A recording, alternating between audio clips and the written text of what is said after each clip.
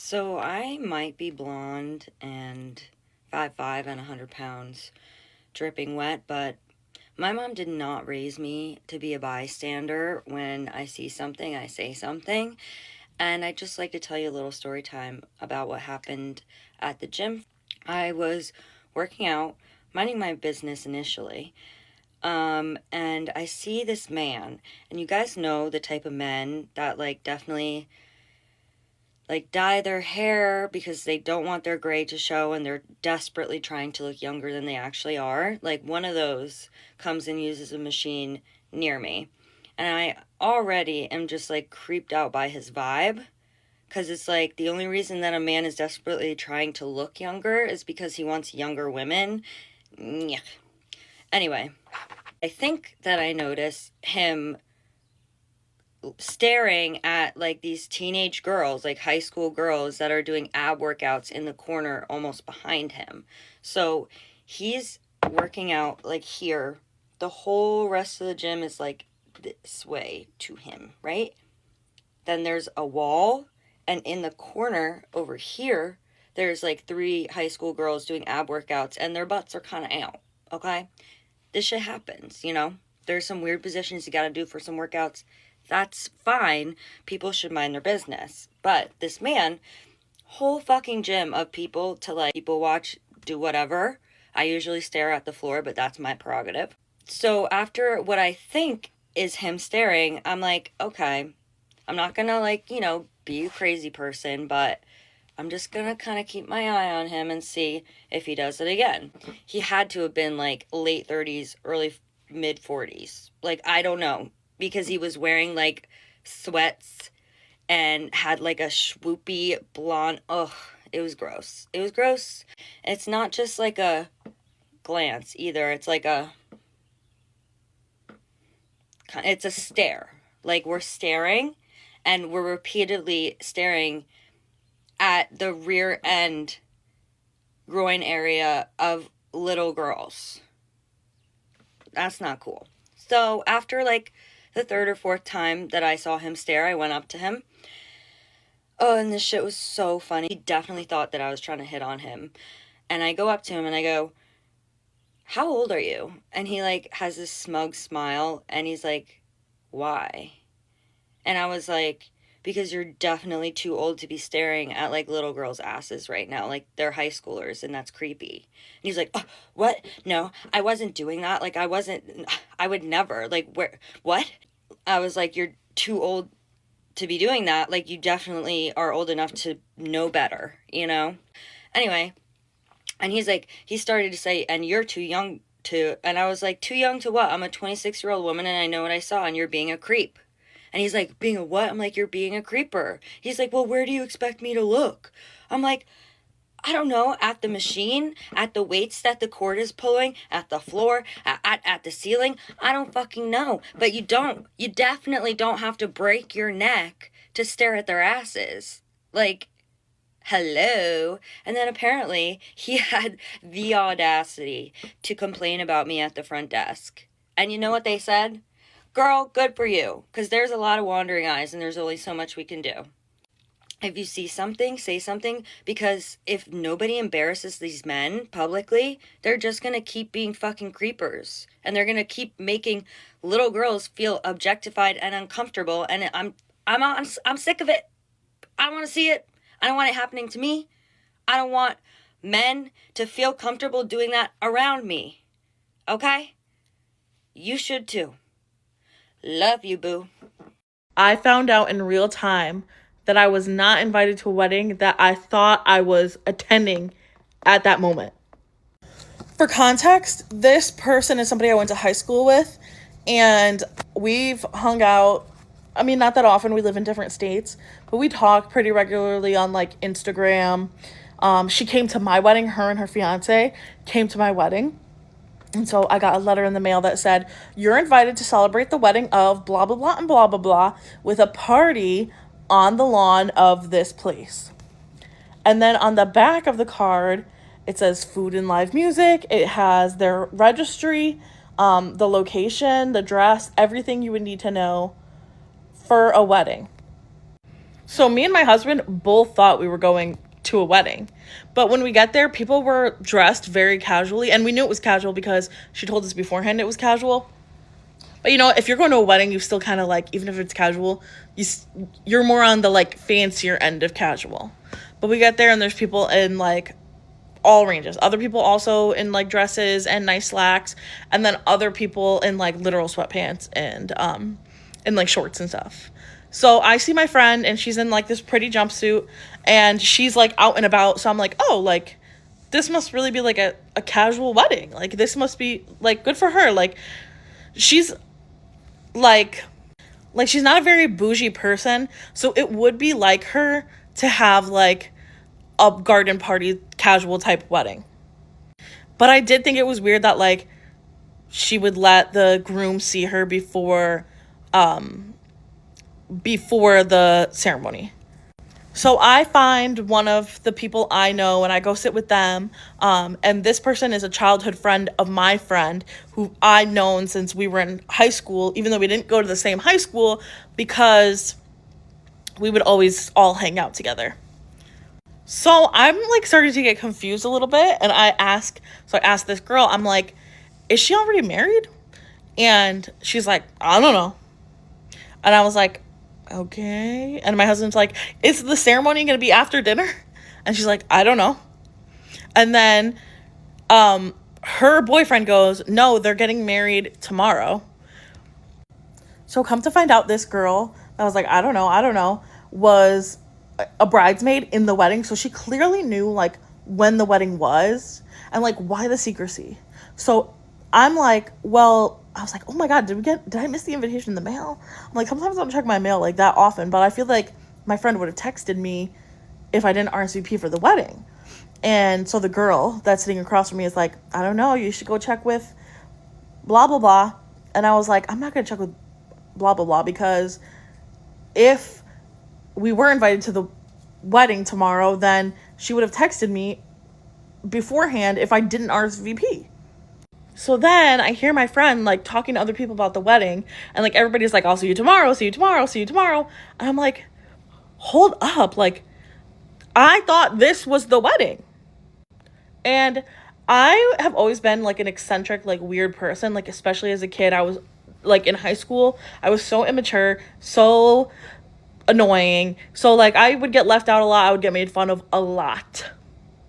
So this whole, like, situation just made me feel like I was back in high school. Like, I don't know what's going on. And then I find out, like, I'm not actually invited to the wedding. And, like, this is the rehearsal dinner.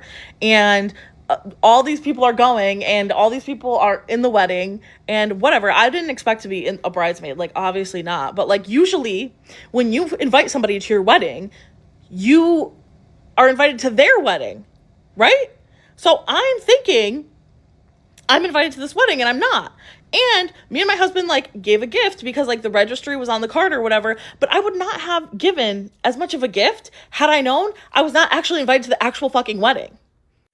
And me and my husband both had to take personal time to attend this party, and we also had to pay for a hotel room and pay for gas, which is crazy right now, to get here because it was in a different state.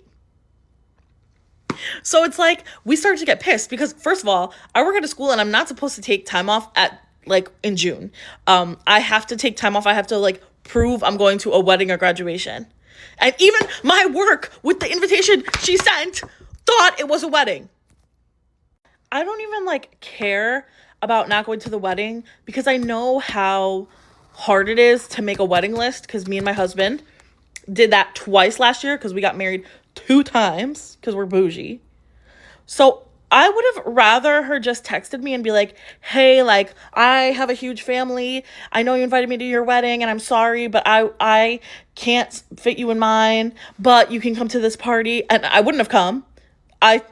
If I knew it was a party and not the wedding, I would not have gone because I would not have taken time off of work for this, and my husband would not have taken time off of work for this. I want to see you getting married. I don't want to come to your rehearsal dinner, like, of a wedding that I'm not invited to. That's crazy. And give you a gift, and you have your registry on there, and I gave you a gift.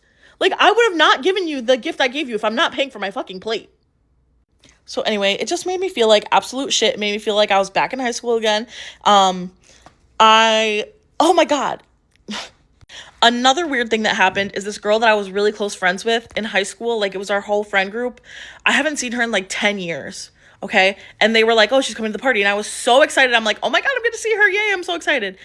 So I guess I was in line for food and she was in line for food, like behind us. And the girl whose party it was for told her, hey, oh, Sam's up there. Go say hi to Sam. And she never said hi to me, which to me is fucking crazy. And then another one of our friends was there that she was always nasty to me. She was in our friend group too, but she was always the one that was like so nasty to me in front of everybody else. And just like, I was just like joking around with her and she'd be like, oh, you're not woke. And I was like, no, I'm literally, it's a joke. Like, I am woke. That's why I'm making this joke.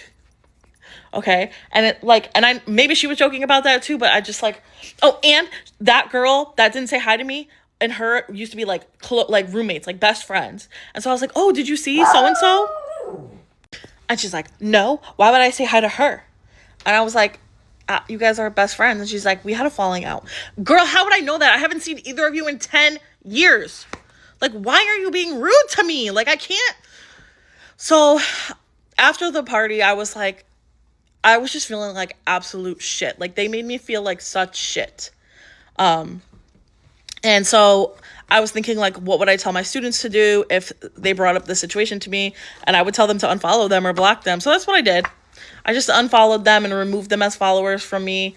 And I'm not going to talk to them and I'm not going to engage with them anymore because just the way I felt afterwards, I never want to feel like that again in my life.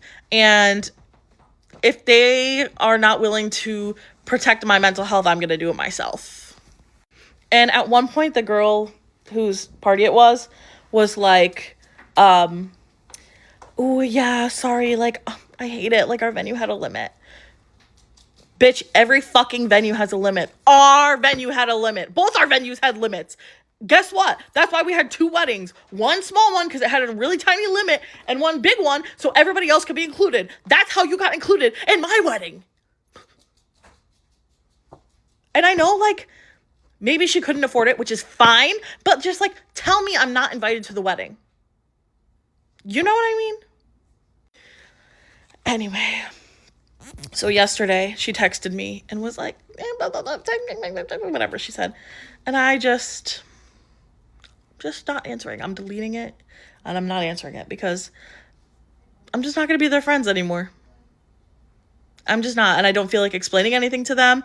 And I don't feel like arguing with anybody. And I don't see them often enough for it to actually affect my fucking life. So, yeah. Anyway, sorry the story was so long, but yeah.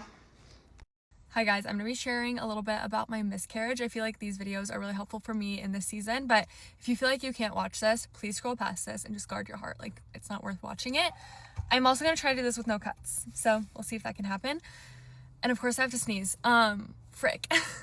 Okay, I found out that I was pregnant in April, middle of April. I was 3.5 weeks pregnant when I found out. And I was literally so excited. I have always wanted to be a mom. And I feel like everything was normal for me. Like, I was feeling all the symptoms. I don't know. I was clueless, per usual. Like, I've obviously never done this before. And so I was really excited, a little bit nervous. And honestly, the thought of miscarrying overwhelmed me. Like, every single day I was thinking about it. I would, like, text my husband and one of my friends being like, okay, today the percentage, like, that I will miscarry is this percentage. Or, like, at 6 weeks, it goes down to this percentage. Like, I was consumed by it. I wouldn't say I was anxious, but, like, it was always on my mind. I did have a lot of peace, though, or I was praying for peace. Just that, like, I know the Lord's plan will be the best for me, and, like, whatever happens. I don't know. Like, I was just really, really, really being intentional about praying that, like, these thoughts, like, I could think it and just, like, let it pass me by and that it wouldn't consume me. And I would say that started getting better around, like, 6 weeks pregnant. So, like, 2.5 weeks of torture. But it was okay. And then I started getting pretty nauseous. Gosh, this is such a weird story to tell. Started getting pretty nauseous, so I started taking Unisom. The Unisom B6 combo literally changed the game for me, to the point where I was like, I think I'm not pregnant anymore because I felt so good. Little did I know. So I ordered pregnancy tests off Amazon, and then I didn't take them because I was like, well, it'll still say I'm pregnant, because usually it says it for like 4 weeks, even like if you did miscarry. I don't know why I thought that. Like, I don't know what was like going on in my head. I don't know. Maybe it was like preparing myself for what was to come. I don't know. Anyways, I need to edit this video. Anyways, I booked my appointment, and the soonest I could get in for an ultrasound was 9.5 weeks. And I was like, okay, honestly, that's fine. I'm feeling all the symptoms right now, like all of them. And so I feel okay. Like, I can wait, because I was debating whether or not I wanted to get one of those like early pregnancy screenings, but I was like, no, not necessary. Like, you'll be okay. Yeah. So I go to that appointment. I was pretty nervous. Luckily, my husband was with me. If you can bring someone with you to your first appointment, please do it. Hopefully this car doesn't park next to me. One sec. Anyways, I did a vaginal ultrasound for my first one. And as soon as it went on the screen, like, I knew it was not right. I knew that's just like not what an almost 10-week-old baby was supposed to look like. Like, you could hardly see it. It was like right past the point of a gestational sac, she was saying. And so the lady told me right away, like, there is no heartbeat, but it's weird because it looks like a healthy, like, 6.5-week or 7-week-old, like, baby. So she wasn't really sure what was going on. But just like with the timeline of everything, like, I had gotten a positive pregnancy test like 6.5, 7 weeks ago. So I'm like, that just simply can't be true. Like, that's just not the reality. And so I'm like out of breath. I need to calm down. She told me, she was like, this is likely a miscarriage. Let's go talk to your OB and just like figure out next steps. And yeah, my OB said the same thing. She basically gave me options of like waiting it out and booking another ultrasound in a week to see if the baby had grown at all, or I could get my blood drawn to check my HCG levels, or I could just take the medication. And I knew I did not want to take any sort of medication to like pass this, like go into labor, without like being so sure. And so right after that appointment, I went and got my blood drawn, and then those levels came back. It was like 70,000, which is like normal for being 7 weeks pregnant. And then I got my blood drawn 2 days later and got those results on Saturday. So I was 10 weeks pregnant that day. And my levels had dropped like 10,000. And so that confirmed the miscarriage, because you don't want that level to drop. Like, it should be rising in that stage of pregnancy. And so she said if it plateaued or dropped at all, then that means that I lost the baby. Those 4 days, holy cow, the darkest days of my life. Like, I was a shell of myself. Literally, I could not function. Living in the gray area of like not knowing made me feel so like yucky. Also, just like the thought that this baby has been in me for 3 weeks and like not been alive and growing. Ugh, I literally hated that feeling. Anyways, I felt a lot of peace once we got the numbers back. So then this Thursday, so like 2 days ago, I went back to get another ultrasound just to confirm it again. And it was still the same size, but they said that I looked healthy, which is like giving me a lot of peace in this situation. Like, I shouldn't have any issues with further pregnancies. It's just one of those things that happens. It's like 1 in 4. You're kidding me. Someone's coming next to me. Okay. Yeah. 1 in 4 pregnancies ends in a miscarriage. What is happening? Which sucks, but also gave me a lot of peace. Like, I never had to wrestle with the thought of like, what did I do wrong? Which I'm really grateful for. Literally, as soon as the lady said like there's no heartbeat, she was like, you did nothing wrong. Like, do you hear me? And I think her saying that to me just like gave me immediate peace of like, okay, there's literally nothing I could have done. Like, this just happens, and it is absolutely awful. So anyways, Thursday after my ultrasound, they gave me my first round of medication the Miffy. Don't actually know what that's called. I had to take that one in person, and that stops the progesterone. This is the part that, like, I've only heard of people who miscarry and they find out because they're like bleeding, and so like they knew. I had literally no idea that you could like miscarry a baby and have no symptoms. Like, I still had all my pregnancy symptoms because I'm still pregnant. Like, yeah, anyways, for 4 weeks, like, that is bananas to me. Anyways, so that first medication stopped the progesterone. And then yesterday I took Cytotec, which literally puts you into labor, and they give it to you like literally when you're giving birth at 9 months pregnant or whatever. I filmed one of these last night and I was like, guys, I am doing okay. Like, I'm cramping, but it's not that bad. Like, trust, it's not bad. Holy cow. Was I hit by a bus last night? I want to say like 7 hours, maybe 8 hours after I took it. You guys, I literally have no words. I was having legit contractions. Like, your body is in labor trying to like release everything that is in you. I will never, ever, ever have an unmedicated birth. I was blacking out. It was like the most excruciating pain I've ever been in. And I cannot believe that was me 12 hours ago. Like, I was up all night. Like, every 2 hours I woke up. I was just wearing like those diapers because they don't want you to wear tampons because of infection. This is 8 minutes and 30 seconds. Okay. So I was like changing every 2 hours.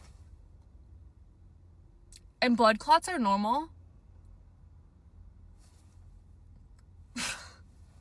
I'm not going to share too much information because it is traumatizing. At least the size of golf balls, at least. All that to say, I did wake up this morning and I was like, oh, I feel great. So, 12 hours of literal torture. They did prescribe me like some sort of drug. But I didn't do it because I was like, I won't need it. Oh gosh, I wish I had that thing. I wish I had it. That being said, I literally just got my eyebrows done and got a coffee and I feel good. I'm still gonna rest, obviously, because my body is still going through it. But you can do hard things. And it sucks. And I'm laughing, like, I'm not laughing, but like I'm kind of dissociated from all of this because last week I was so sad about it, if that makes sense. And now I'm like, there's literally nothing I can do. I just want to move forward. Anyways, I am at my 10-minute mark. I love you. Thank you guys for the support. I feel like there's so much more I could say, but I quite literally don't have time. Okay, bye. Story time, babes. I don't know why I'm feeling like reminiscing on the old psychopath self that was me. I'm gonna try to make this as quickly as I can. So long story short, this was like senior year of high school. I started dating this boy who was a twin. But before that, this girl, I could not stand her. I'm not hard to get along with. I just can't stand the fake people, the people that just like love drama. Her and I were constantly butting heads. She was constantly trying to degrade me, constantly just being whatever. She wanted my man. So you wanna know what she did? She started dating the twin brother. But then what she would constantly do in front of not only me, but her man being, you know, brothers, she'd come up to my man and be like, do you think my hair looks good? Do you think, oh my God, do you think? Mind you, if I dyed my hair blonde, she would dye her hair blonde the next day. If I went back to brunette, the next day she's brunette. And then she'd sit there, do you like it? Now, mind you, these boys' sister, her and I were like this, and we hated her. So we came up with a brilliant plan. Since she wanted to copy me so dang bad, I exercised this 2 times and she still didn't learn. First time, I got a so realistic, like so unbelievably realistic red, and I'm talking bright red wig. Posted up pictures with it. You wanna know what she did? You guessed it, she dyed her hair red. But like, For real. She comes over to the house. I take the wig off. Oh, babes, the soul left her body. Then me, her, and my ex-boyfriend's sister go shopping somewhere, okay? And I kind of look at her. We have the same idea without saying anything. I point out this shirt. I'm like, oh my gosh, this is so cute. This is like the cutest shirt. That thing was fugly, okay? She buys the shirt. She's wearing it around, so proud. Ugly shirt, okay? Comes into the house in front of my man at that time again. Do you like my shirt? Do you like my shirt? Me and the boyfriend's sister are laughing our butts off. Well, then I get speculation that this girl is cheating on her man, and I'm not having it. So I dig deep. I start doing my FBI work, okay? I make a fake Instagram account, and it's a woman, and I get to be real close with her. I've got the patience, okay? I then get her to trust me to a point where she, I'm not kidding, sends me photos, videos, timestamps, everything about how long she's been cheating on him with, who it was, when it happened, all sorts of stuff. Finding out the times when this girl, we're gonna call her Ashley, when Ashley would be like, oh, sorry, I can't hang out. I'm out of town for like a funeral or something. I had those timestamps showing that she went on a trip with this man. And I'm eating it up. I'm like, oh my gosh, this means I am finally never gonna have to see this girl again. Because she was kind of smelly too, I'm not gonna lie. I then gather up all this proof and I give it to the brother, okay? The brother's very sad, of course. He doesn't know what to do. And I was like, what would you like me to do? He tells me I can do whatever I want to. Because he knows I haven't liked her. And when I tell you, like, the excitement I felt that day. So, we gathered up all the stuff that she gave to him ever. I'm talking notes, presents, anything. Put that up in a bag, printed up all the pictures, took screenshots from the videos of these two together, wrote things on these things that won't be repeated, drove to her mother's house because her mother would not condone this behavior at all. Very big Christian lady, okay? Really didn't even like her own daughter, so the four of us, my ex-boyfriend, his brother, me, and the little sister, we drive to the house, we put all the stuff on the front porch, we put all the pictures and whatever on the front porch so that her mom, her dad, her brother, and her could all see it. And we didn't really stop there because we just didn't think that, I didn't think that was enough. You know what I mean? This girl had been torturing me for like 2-3 years straight. So then I also knew where she worked, and I was also like this with her boss, okay?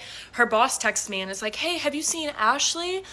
She said that she was sick, but you know, she was just fine yesterday. I knew exactly where she was. She was at the man's house. And this happened to be her last like straw before she got fired. Could I have lied? Absolutely. Did I? No. I gave her proof that she was at that man's house. You might be asking, well, how did you get proof? I found out this man's name, found him on Facebook, looked at the surrounding area because he was real big on his truck. So I looked at all the pictures of this truck and found a bunch of stuff that looked relatively familiar. So I was like, okay, this is probably where he lives. Sure enough, we go and find the surrounding area, find a house that looked somewhat familiar. There was the two of them sitting outside. Snapped a picture, sent it to the boss. Done. She lost her job. It was McDonald's though. Like, don't worry. It's not like I ruined her life. Icing on the cake was truly on, somehow, I forget who told me this, but somewhere along the lines from her driving from that man's house that day to go home, she had hit a deer and totally totaled her car, but had no job to fix it.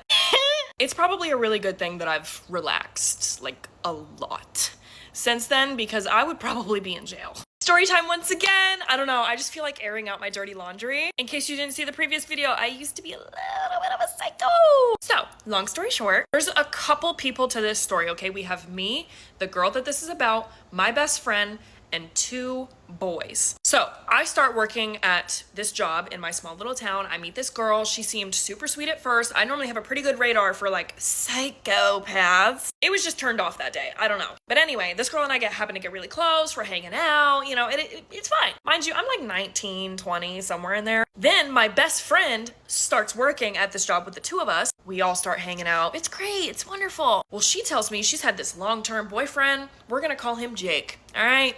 So she's telling me, oh my gosh, I'm so in love with him. He's so good to me. He pays for everything. Oh my God. Mind you, she was much older than me. She was 23, 24. I was 19, 20 at the time. We become so close that she offers me to move in with her. I'm like, yeah, sure.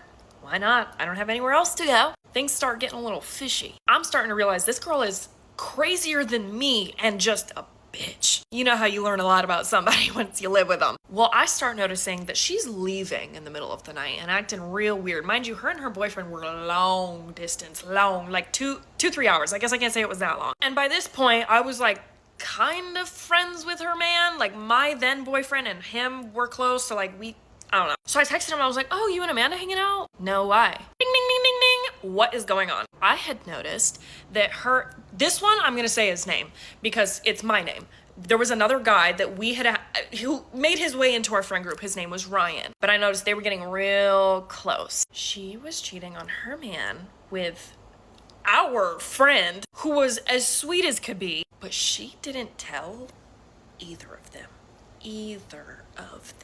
Okay? She made Ryan think that he was the only one, and she made, what did I say his name was? Jake was the only one. She was having these two men literally pay for her life. Like, props to you in a way, I guess. But like, this was my friend we were talking about, okay? Like, no. So I start putting the pieces together. I start gathering proof because I'm like, I'm not just gonna show up to one of them and say something. They're not gonna believe me, you know what I mean? I know how this works. I start looking at jewelry, collecting jewelry. She'll like literally switch out her jewelry. So like whatever Ryan got her, she would put that on when she hung out with Ryan. And then when she would go to hang out with Jake, she'd take Ryan's jewelry off and put Jake's jewelry on and like whatever. So then I planned it one day. I told Jake to come over for a surprise birthday party for her. And I told Ryan the same thing. I said, come on over. But I told him, don't tell her. It's a surprise. Shh. She's at the house. Dunk, dunk, dunk. First knock on the door. It's Ryan. Aw, how sweet. They kiss, they hug. Oh, happy birthday, happy birthday. Ting, ting, ting, knock on the door number 2. Here comes Jake. Now she's standing there all razzle-dazzled. Tries to back her way out of this. You want to know what she does? I can't do this with you guys right now. I literally cannot do this with you guys right now. Left her own house. And it was great. Like, these two had a full-blown conversation. They're matching times together, timestamps. They're just figuring this out between each other. So then we planned something that I think was really fair. They start collecting the things that they have purchased for her. Meanwhile, I'm finding somewhere else to live at this point. I'm like, I cannot live with a girl like this. So Jake is taking the couch that he bought her. Jake is taking the TV that he bought her. Ryan's taking all the, stuff that and I literally found someplace to live that day because I wasn't even on the lease. Bye, bitch. When she came back, that apartment was bare. Because I had bought furniture too. I'm not letting you keep my furniture. And it's not my fault that you didn't buy a single thing that was in that apartment. I guess, I don't know. I don't know if you can call me crazy for that or if you can, I don't know. I just never ever played about like my friends, like anything at all. So yeah, that was fun. Oh, she also got so stressed out, by the way, because by this point, all the people that were involved worked with her that she ran back to her hometown. Yeah. Figure down if over the last week and a half you found out that your parents, who have been married for nearly 37 years, have decided to get a divorce. And then later on that same week, your dad goes on a scheduled trip to Oklahoma to go be with family for a fishing trip in remembrance of your grandfather who passed away this same weekend back in 2021. So your dad takes this trip. He is in Oklahoma. On Saturday afternoon, you get a phone call from your grandma and she said, hey, I just wanted to let you know that your dad had a seizure of some sort, and he's being taken by ambulance to the hospital in Fort Smith, and I just thought you would want to know so you could start your way here. So you and your husband and your son get in the vehicle and you start the 4-hour drive at night to Fort Smith to go be with your dad in the hospital. By the time you get there to Fort Smith in the hospital, your dad has already been admitted, and the doctor is coming in and says, your sodium levels are really low and your blood pressure is really high, and we need to get you to the ICU before things get bad. So your dad gets moved to the ICU and does a neurology consult. By this point, it's 1 or 2 in the morning, and you don't really have any answers other than having a CT, having some x-rays, knowing that he has some broken ribs. And so they say, we're going to figure this out. We're going to run some tests, and you're going to be here for a couple days. So at this point, it is now like 3 in the morning, and you and your husband and your son decide you probably need to go get a hotel and get a few hours of sleep because it's going to be a long couple of days. So you go check into your hotel, you get some sleep, you go back up to the hospital the next morning, and your dad actually ends up having 3 more seizures while you're there. Still no real answers as to what is going on. So They're going to continue running tests and they're going to figure out what's going on. And in the meantime, you and your husband decide we need to get prepared. So you and your husband are going to run to Oklahoma, an hour away, to get your dad's truck so that way it can be there for whenever your dad does get discharged, whenever that is. So that way we've got a plan and we can get the truck home whenever that time comes. So you and your husband drive the hour to get the truck and an hour back, leaving it at the hospital, and then spend the whole day with your dad riding it out, trying to see what's going on. Still, again, no real answers. So you decide to get a hotel again that night so you can, again, get some rest and get back up and do it all over again. So the next day, you get up, you go back to the hospital, and your husband says, hey, look, I really don't want to do this, but I need to get home because he's got a business to run, and he needs to get back and take care of the home front. So you send your husband and your son on their way so that way they can go back home and take care of business, and you stay in Fort Smith by yourself to take care of your dad. Meanwhile, as you're walking into the hospital, you get a phone call from your grandma again who says, I just wanted to let you know, we didn't want to tell you last night because there was a lot going on, but your uncle, your dad's brother, he's actually in the same hospital and was admitted last night, and he's on the 5th floor. So now your uncle's on the 5th floor having liver issues, and your dad's on the 4th floor, and we still don't know what's going on. So you spend the next couple of days going back and forth between floor 4 and floor 5, checking on everyone and trying to make sure that we keep everyone alive. If that was you over the last week and a half, put a finger down. I'm mentally and emotionally unwell. I know. And I know exactly what you're referencing, and I'm like cracking up at that. But just know, I'm fully aware that there are way more pressing issues at hand in the world than what I'm dealing with. Like, I fully get that there are a lot more serious things going on that people are having to deal with than what I'm dealing with. Like, I'm not oblivious to that. I'm not stupid. But what I was dealing with in that moment felt really heavy and a lot for me. So that's why I posted this TikTok, was just a way to like get out my emotions in that moment. It was a way for me to like vent and rant. And I never expected it to get any attention. Like, I don't have that many followers. I don't have that many engagers. Like, I just expected it to be like, you know, my normal 20 or 30 likes, and then it just freaking blew up. But just know, like, I know that there are way more serious things at hand that people are dealing with, and I truly feel for those people that are dealing with those things. But that doesn't take away from the fact that, like, what I'm dealing with feels heavy and feels like a lot for the short amount of time that it has been dealt to me. Like, your parents somewhat going through a divorce, or the fact that they think they're going to go through a divorce at the age of 36, which is how old I am. I just turned 36 in May. And the fact that your dad and your uncle have both been admitted to the hospital and just like within days of each other, and being left without any of your support system just feels hard. It feels like a lot.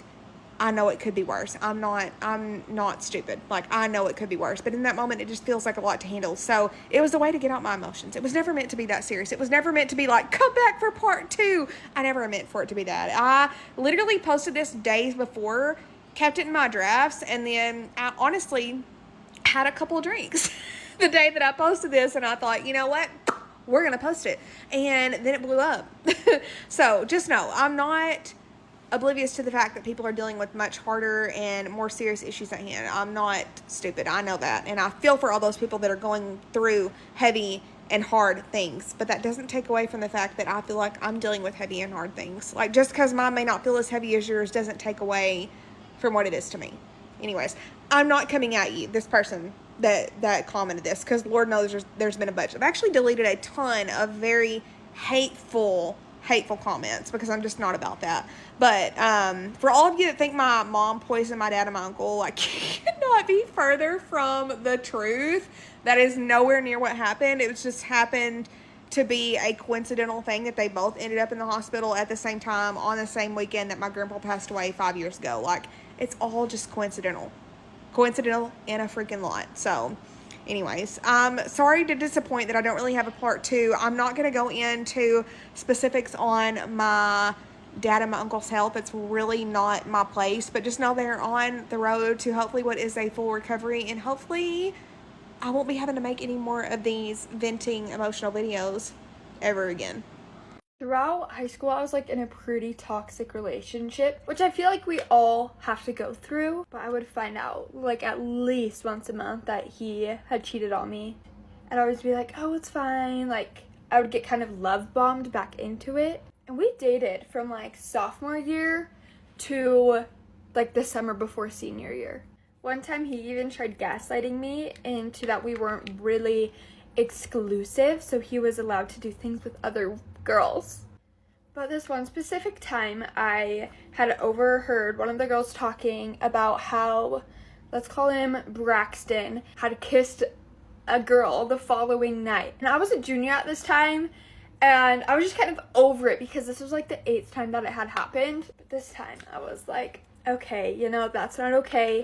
I wasn't gonna go straight to him and tell him that I knew, because he always like tried to convince me to stay, or like tell me that I didn't hear that. Like, he would gaslight me. So good old Kenzie was like, I'm gonna make a public announcement that he cheated on me. I thought this was like such a good idea. Okay, I was like, it's gonna humiliate him.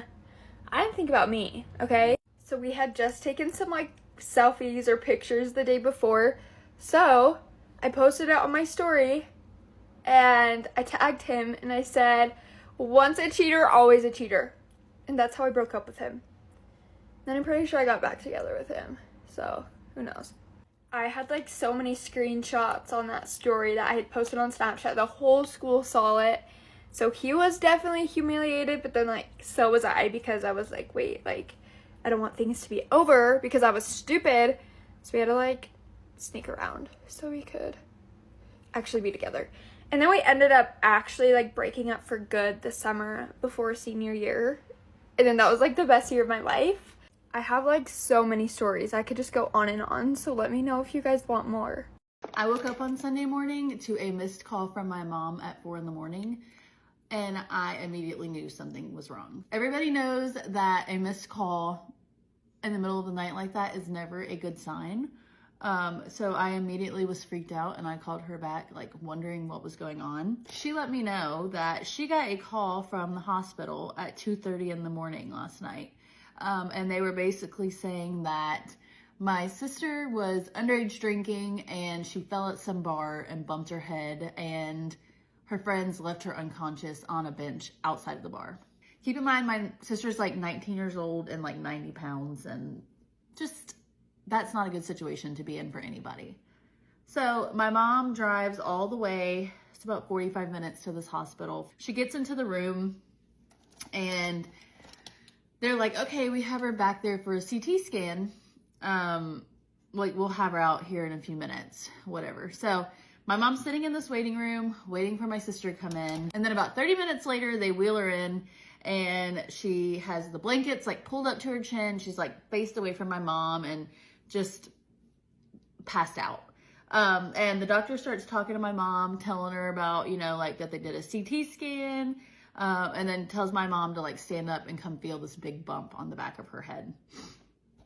So my mom gets up, she goes over there, feels the bump on the back of her head, and the doctor is basically like, we need to wait till she like wakes up before you can leave or anything. So my mom goes and waits in the room, and the doctors leave, whatever. And she starts thinking like, okay, she's passed out on this bench, like God forbid something bad happened to her while she's passed out. Like, starts just like getting a little freaked out. So she gets up, goes over to her and moves the blanket down from her chin, and just like see what she's wearing. And she's wearing like this little bikini top and these like shorts that basically look like underwear. My mom's like, oh my goodness. But she's like looking at her and she like thinks that she looks puffy, like she looks a little thicker than normal. And so she moves her hair and turns her head, and it's not my sister. It's not my sister. So she runs outside, like my mom runs outside the room and gets to the nurse and is like, I don't know who this person is.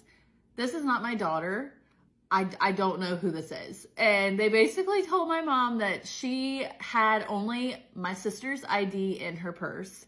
And my mom was like, my daughter lost that ID 3 months ago. So this random girl must have taken my sister's ID that she found, using it to get into the bar like she was 18. And they called my mom at 2:30 in the morning thinking that this was my little sister. My mom sat in that room thinking that that was my sister because she had the back of her turned towards my mom and looked like my sister from behind. And my mom, like, is that not the craziest thing you guys have ever heard? So she tells the nurse, like, this is not my daughter. Like, and I guess, like, the nurse was kind of not believing her at first. And so she's like, this is not my daughter, shows her my sister, whatever. And the doctor was like, this has honestly never happened to us before. Like, I've never seen this happen. I can't believe this is happening right now. They call the cops because obviously at this point, it's like an identity theft issue because like all these like so many things have gone wrong at this point. And yeah, finally my mom got to leave at like, I don't know, like 4:30 in the morning, 5 o'clock. So she was there for like almost 3.5 hours ish with some random girl that she didn't even know. So, yep, that's my story time. When I was 14, I got misdiagnosed with an STD, so here's that story. When I was 14, I had really bad cramps where I was on the floor crying because my cramps were so painful. And so my mom made a doctor's appointment, and I went to the doctors, and they gave me a pee test. And they told me that pee test would be back in a week. So I left, and 2 days later, my grandfather passed away. And I lived with him, and he was like a dad to me, so that was not my main priority. The doctors were not my main priority here. So an entire month goes by without hearing anything from the doctors, right? And so the next month, there was a follow-up appointment, and my mom was basically like, hey, do you need to go to this still? And I was like, well, I have to go to school tomorrow. There's a lot of stuff going on at school tomorrow. I need to go. And so she calls the doctor, and it's like, hey, so she has stuff to do at school tomorrow. And they were like, no, she has to come in. She has an infection.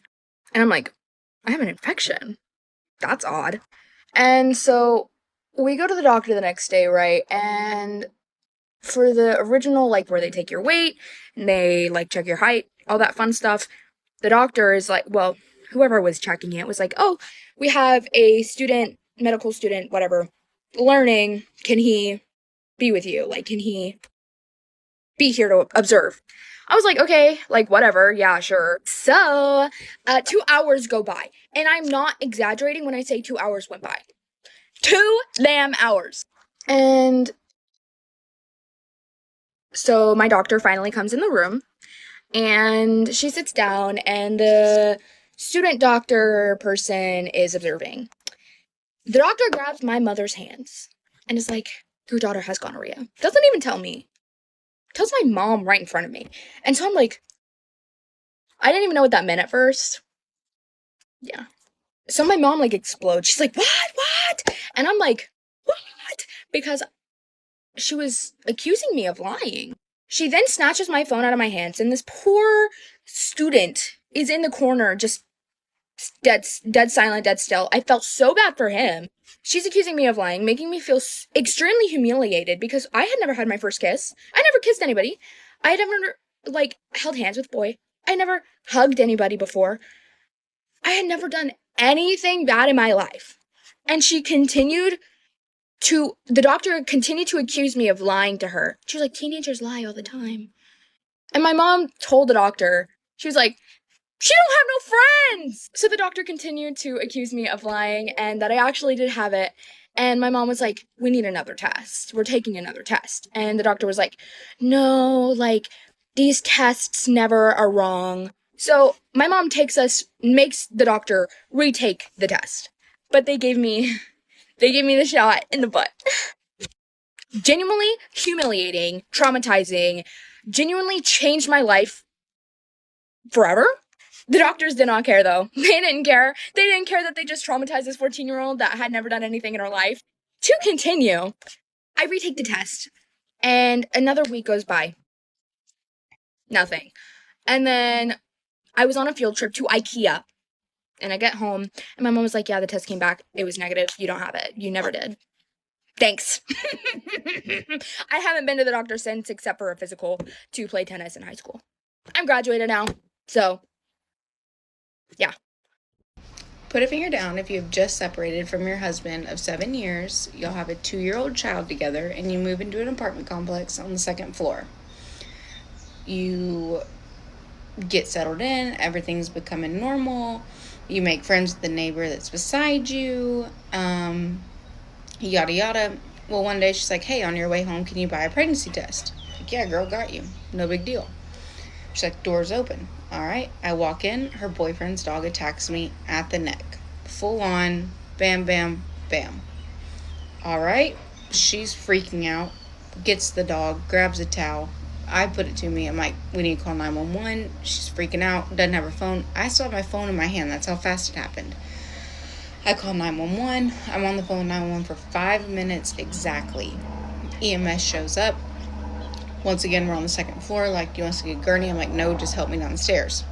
All right, cool. We get down the stairs. They get me in the ambulance. Animal control had showed up. All the policemen. And like, where are your personal belongings and your ID, all that. Well, they're in my apartment upstairs. They go, they get it. They take out because it was in my purse.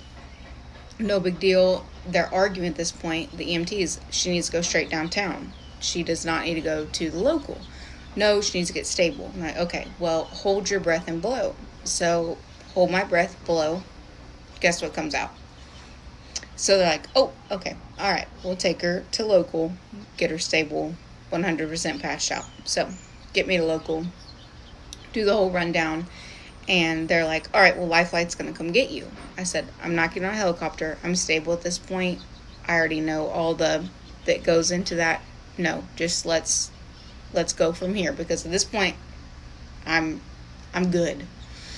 So time goes by. I've done all the tests. They've, shot me up with all the whatever you need for a dog bite, whatever. And so then I can't speak at this point. So I have one family member that's with me. I'm like, okay. So we're sitting there waiting, and they're like, well, you're still going to Lifeline ground. I'm like, okay, that's fine. No big deal. Take me downtown. That's fine. Because I trust my doctors. All right. Well, at this point, I realized I can't speak. And like, I couldn't breathe. And I was like, so I'm hitting my family member. I'm hitting them. And I'm like, something's wrong. I'm like, shaking my head. Something's wrong. All right. They all rush in. I need a chest tube. Hit me with a chest tube because my lungs are collapsing. Worst pain in my life. They get a chest tube in me. Lifeline ground shows up. They take me. My family member's right behind the ambulance. We get downtown. They do the same thing. The one hole over. And they're like, all right, we're going to put you in a regular room. Okay, so we get to this regular room for maybe 20 minutes. And I'm nauseous. I'm sweating. Something's wrong. I'm like, nope, something's wrong. And I feel like I'm going to puke. I'm like, this isn't good. This isn't good. Something's wrong. So they go and like, yep, you need to go to trauma ICU. It's like, all right. So they put me on a bed. They bring me up to trauma ICU, and they make my family member stay, and I'm freaking out because I've never been through anything like this. So they bring me to trauma. I'm passing people that are very trauma, and I feel like, oh my God, what am I doing? Well, they go and they have to monitor the entire time because of the issue of a trach, because my throat was so inflamed and so swollen that I could die at any moment. Okay, so they go. I'm in trauma ICU for 3 days. 3 days. I couldn't have anything to eat, nothing to drink, nothing. Fluids all over. So, all right, I finally get out. They say, all right, you're good to go. Cool. All right, let's file a lawsuit. Let's go. Can't file a lawsuit because the boyfriend didn't live there, nor did the dog. So neither one of them were on the lease, and the umbrella protected the entire apartment complex. And there was nothing I could do other than just get over it. My name's Allison. I just came back from a horrific date. The whole date lasted, I kid you not, 1 hour and 15 minutes. Thanks, Garnia, for sending this to me. Definitely need it. So basically, I meet this guy of Hinge, and we're in New York City, so dating-wise, it's not already great as well. I should have known with the Harvard and private equity combination that it was anyways going to be a disaster, but I don't know. There's some inkling in my head that thought, like, somewhat this guy was going to be okay. I was genuinely wrong. Off the bat, he is extremely touchy, and I'm just not giving the vibe that I want to be touched by this man.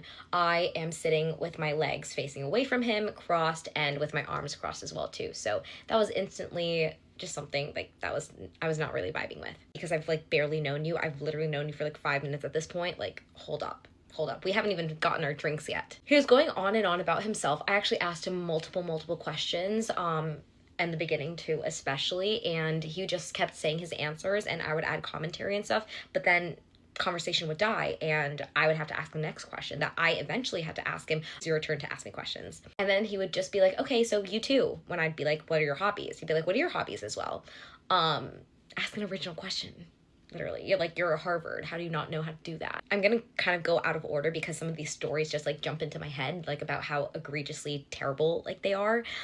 So one of the other things was that once I finally realized that like I really didn't like this guy, I knew that he wasn't really gonna like that I'm on TikTok and also in finance. So I asked him what his opinion was on those New York City lifestyle influencers who are also in finance, and he just went on to say that those people aren't smart. The people who can do those successfully are ridiculously smart, and unfortunately that's not us. It's like, what is us? Like, why are you lumping me in with that? Like, that's crazy. And he was like, you know, more so my friends that are in like Citadel and Jane Street, they'd be able to pull that off. What? Essentially saying that I'm not smart enough to do both, which is insane. How do you say that on a first date? And I literally said to him, I do that, and I don't like that you just said that. And he was like, oh, well, didn't revert back on anything he said. He also admitted to doing a hard drug quarterly, and I quote, he does it quarterly with his Harvard buddies, but not his colleagues, just the Citadel and Jane Street friends from Harvard. Also, oddly enough, he said that he could beat me at a spin class. Oddly enough, when I finally got to talk about myself and my hobbies, I included that I love doing spin class, especially at SoulCycle. And he said, oh, I love doing SoulCycle at Equinox. I could totally beat you at that. And mind you, I've done both, and I specifically choose SoulCycle because it does push me a little bit harder. It has weights and stuff, rather than the Equinox class that I did. But that wasn't even the craziest part of him doing spin class. The thing was that he doesn't like the music. He hates the pop music that they put on during spin classes. So he will go on to put his own podcasts to listen to while in a spin class, except and I quote, one black guy who teaches the class because he actually talks about Black History Month. All of that just didn't sit right with me. Like, that was actually, I literally did not have words in my mind. I'm like, I love the music, first off, and who are you? Like, this just seems really performative, and just like how you say it was just like really crazy. He said he could beat me at spin class because he swore that Equinox is way harder. So especially after the TikTok comment, I was like, I don't really like that. And he said, oh, that took you over the edge. And so that's exactly when I started packing up my things, and I said, we should probably get the check. And he was like, oh, okay. So we got the check, and I've never done this before, but I pulled out my card and I was like, you know what, we can split it, because I really was not having it. I was not about to have this guy's type of strings attached with this guy at all. Not that they would, but like, I just really wanted to make sure. And he let me pay for half the drinks. Mind you, he already had 2 drinks. I had 1 drink, and he took sips of my drink. Literally, what the fuck? I'm actually astounded. And it was a lot of money because this was a bar that he specifically chose to be like 3 minutes walking distance from his apartment. He made me trek all the way from Hell's Kitchen, 30 minutes on the subway at night to go to this place at 9 p.m. just because it was really close to him. And I told him to choose the place that was in between us, and he still refused. He only chose this place. Absolutely insane. We also got on the topic of like, what are your red and green flags? And he said he needed to have a woman who was like, you know, probably in private equity and finance and banking, because he can't do someone, and I quote, who like just wants to open a yoga studio. And I was like, what do you mean? Like, isn't that like, there's entrepreneurship in that? There's like a lot of good things in that too. And he was like, yeah, but like, that's just stupid. Like, that's absolutely insane. And I was just like, my jaw dropped. After everything else too, I was like, kind of not surprised, but this was pretty insane. And then he proceeds to go, well, you went to Indiana. You probably have a lot of friends who are exactly like that. And I was like, no, actually, a lot of my friends are also in like high finance, or like, once again, on the entrepreneurship path, or like doing really cool jobs that are really great, and they're the best of the best. But how are you just gonna say that just because I went to India, that definitely some of my friends are, in your terms, stupid? And he was like, no, it was probably true, because a lot of the people who went to my high school who went to Indiana were also like that. And I was like, well, why did you just assume that I'm around those types of people just because I went to Indiana? It's such a big school. And he was like, well, N equals 30. Why are you dropping probability and statistics terms on a first date right now, just to be like, well, sample size shows that like you probably are? That was just fucking insane. Anyways, I'm running out of time, and I have a lot more things to say about this man, so let me see if I can make it part 2. Okay, put a finger down if you started dating a guy and things started to move really fast. He told you he loved you really fast. He started talking about marriage really fast. And at first you're like, hold up, let's not talk about that. Like, let's just date, let's enjoy each other. And he was like, no, I'm just like, I get so excited when I know I want to do something and I want to plan it. And so you kind of get pulled into his ways and you're like, you know what? Yeah, sure. Because I mean, every girlie wants to be loved. So you're like, why not? This is so exciting. So you start talking about getting married. You set a day and month to get married. Once you start planning, he gets a little weird, a little off. You're like, whatever. You talk about it. Things seem fine, but you don't really fully talk about planning again, but still it is mentioned multiple times that you are getting married and you are going to do it in that said month. Flash forward a couple of months, you call him one morning after he was kind of grumpy the other night, and on the phone call he says, you know what, I just can't do this. It's not going to work out. It's going to be too hard. And mind you, this phone call happened on the day that you were supposed to go engagement ring shopping. Yes, engagement ring shopping. And so you're like, what the heck? This is confused. You don't hear anything from him. You got that phone call. You move on. You're like, okay, I'm going to drop off his things, whatever. After you drop off those things, you figure out that he was lying about so much and was going to break up with you for 3 weeks.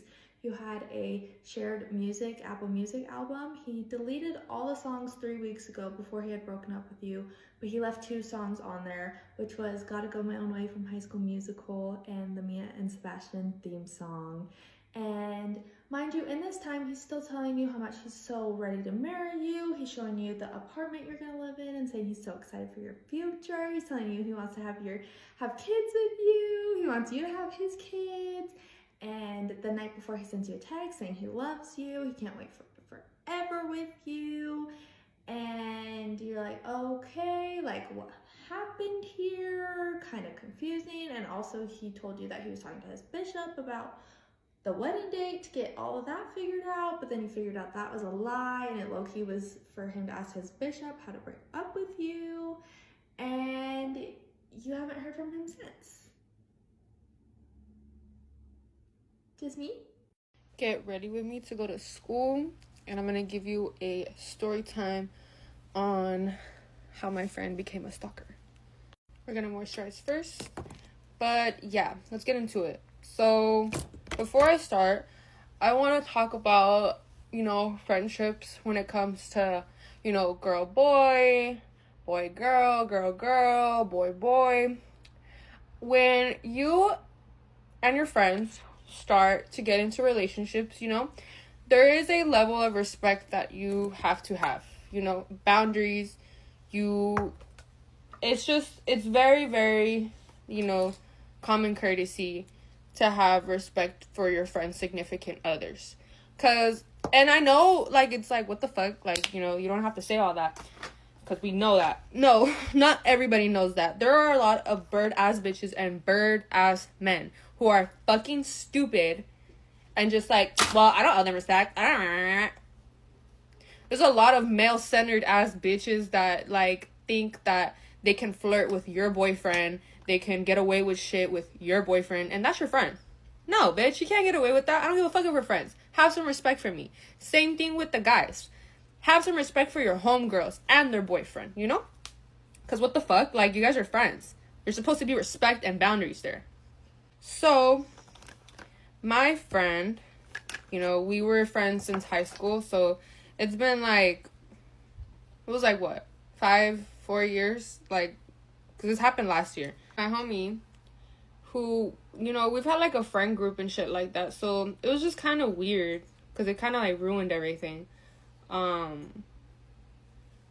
He confessed his feelings to me, and I told him that I didn't feel that way, and I thought it was gonna end there, but he had sent me a message, and I told him, I don't feel that way, whatever. And then it would go from messages, they went from Snap, and I don't even use Snap, DM, and whatever. This one specific time, he had DM'd me, and I had his number blocked already, but he had DM'd me after already me telling him that, I think, we just need space, because, I would hate to lose you as a friend, but I do think that you need time to, reevaluate, what you're thinking and stuff like that, and take into consideration, what I'm saying, because I respect my boyfriend. I love my boyfriend very much. So, yeah. So, he, DMs me this one night, and I'm with my boyfriend. I'm at his house, and we're literally about to fall asleep, and we're like on our phones. But yeah, he DMs me. I tell him I'm with my boyfriend, you know, whatever. We did what we did. Like, we went to the movies, we had a date, and whatever the fuck. And then he's like, what are you doing tomorrow? I'm gonna pull up on you. And I'm like, what the fuck? Like, no, you're not gonna pull up on me. Like, after me already telling you, like, what the fuck I already told you, like, what the fuck is not clicking, Steven, you know? I tell him whatever. He's like, okay, I understand, whatever. Then, like, you know, I just, like, he snaps me, whatever, and it's just, like, the same fucking shit, and it's just, like, I hate repeating myself. So I just block him off of everything. And then this one specific day, I went to church with my family. It was, like, around my grandma's birthday. I went to church with my family. After, we went to, like, a buffet. It was, like, a cute little family day. And when I come back to my house, my mom's like, you got mail. You got, like, a letter. And I'm like, what the fuck? Like, none of my friends are in the Marines anymore. Like, why would I be getting a letter? So I open up the letter, and it's from him. And, like, I read it, and I'm just kind of getting, like, an eerie-ass feeling. Like, what the fuck? Like, over here telling me that his family loves me and shit like that. And keep in mind, like, I understand, like, trauma does play along to this, because I know how Marines are. Like, Marines go through a lot. Like, I feel like anybody in the military goes through a lot, especially when they're away from their family. And shit changes, you know, in that time where you're gone. So it's like, it's a little bit of a shock. So I get it. And I'm trying to be so fucking understanding, you know. I'm trying not to yell. I'm trying not to, like, just, like, whatever. But, like, okay. So I'm reading the letter, sorry. And he goes into, like, what he loves about me and whatever. But when he had said, like, my family just loves you and whatever, I'm like, bro, you're, like, tweaking, because, like, your family only met me once. Like, I met your mom, like, multiple times, you know, as homies, like, because, you know, we had another homie and we would go to each other's houses. Like, because this was like a friendship, bro. This is, like, I thought he was, like, my dog, like, along with my other homie. I thought we were all, like, you know, like, family, because that's how I am with my friends. Like, if you're my friend, we're family. We're practically cousins at that point, you know? Because I care about my friends. I love my friends. And, you know, I think maybe they think the same way. I don't know. Because, you know, people are not like you. So, I don't know how other people's feelings work. But I know how mine work. But, yeah. He had said that. And I was just kind of like, what the fuck? And he was like, I'll treat you right. Whatever the fuck. And then at the end of the letter, he puts his number. And I'm like, bro, like, should I just call him and then just, like basically reiterate everything that I've already said before, and then, like, just, you know, this be the last time that, you know, like, I'm ever speaking to him? So, bitch. So I call him, and my first answer was like, look, bro, I read your letter and everything like that, and I really wanted to ask you, like, what did you think after telling me what, like, how you felt? Like, what did you think I was gonna do? Like, sincerely. And he said he thought I was gonna drop my boyfriend. And I was like, what the fuck? Like, why would I do that? Like, I've never even shown, like, this man any bit of interest in that way. Like, you know? So what the fuck?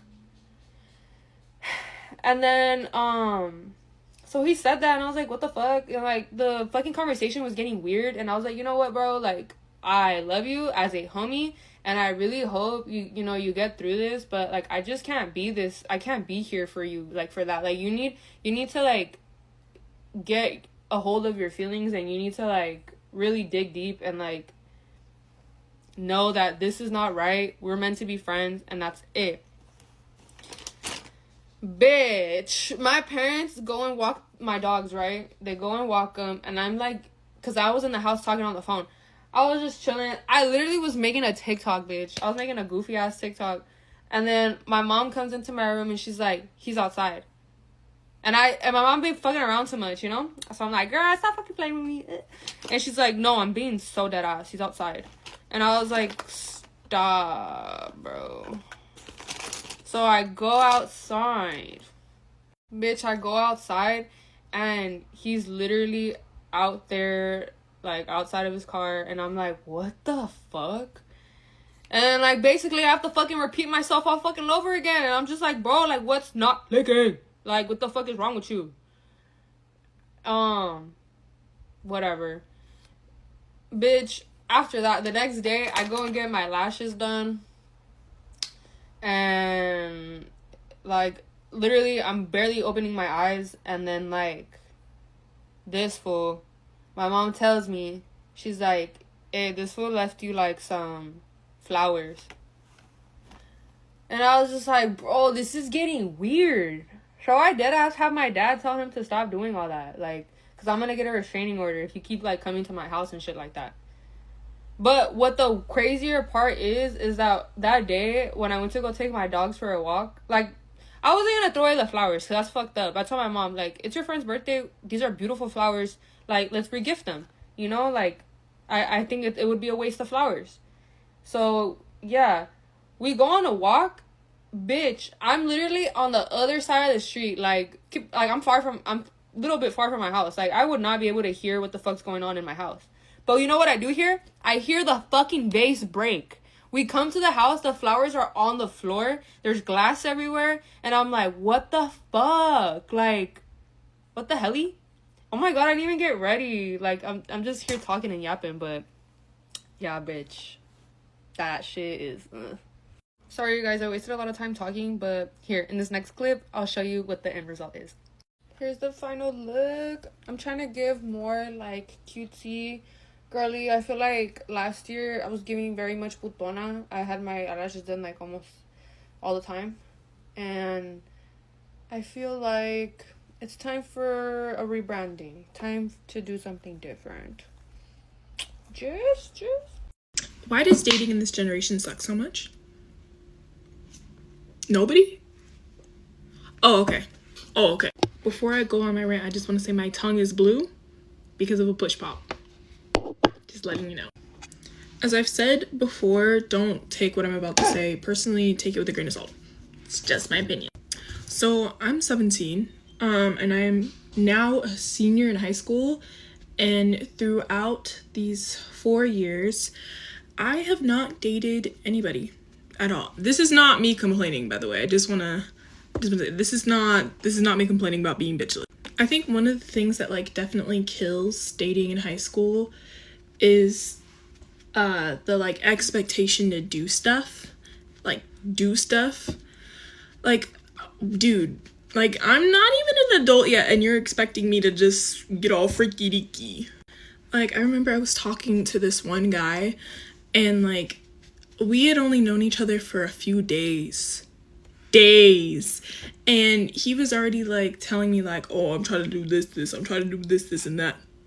Sir, I don't even know your middle name.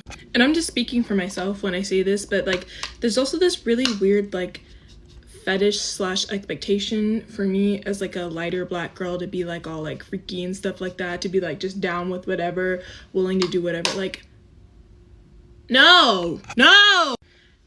And this is not to shame anybody who has engaged in those activities as a youngin'. I'm just saying the expectation to have to do that to maintain a relationship is insane. Another thing that like really annoys me is when like someone will be in a relationship and they'll be like, yeah, I have to stop being friends with like my guy friends or anything like that because like my boyfriend / girlfriend is like really uncomfortable with that. That's a red flag. Sorry, not sorry, but if you're in high school and you're in a relationship, you need to be mature enough to realize that your significant other is allowed to have friends. It's not a crime, even if they're of the opposite gender. Like, it's called trusting somebody. It's called believing that person is loyal to you. And if you don't think that you can trust somebody being friends with the opposite sex, you have a problem. Another thing that really irks me is that people's expectations of others are a little bit too high. Like, what do you mean? Oh yeah, I want my boyfriend to be like, you know, like really muscular and like 6-pack abs and yada yada yada. Or when it comes to girls, it'll be like, oh yeah, I want my girlfriend to have like double D's, 0 waist. Like, people are still getting rid of their baby fat. What are you talking about? And this is not me saying you can't have a type. I'm just saying like some of these expectations are a little insane. Like, insane. Another thing I think people don't understand is that In high school, not everybody's gonna have money. So, like, no, like, your boyfriend's not gonna be able to take you out on the most extravagant date.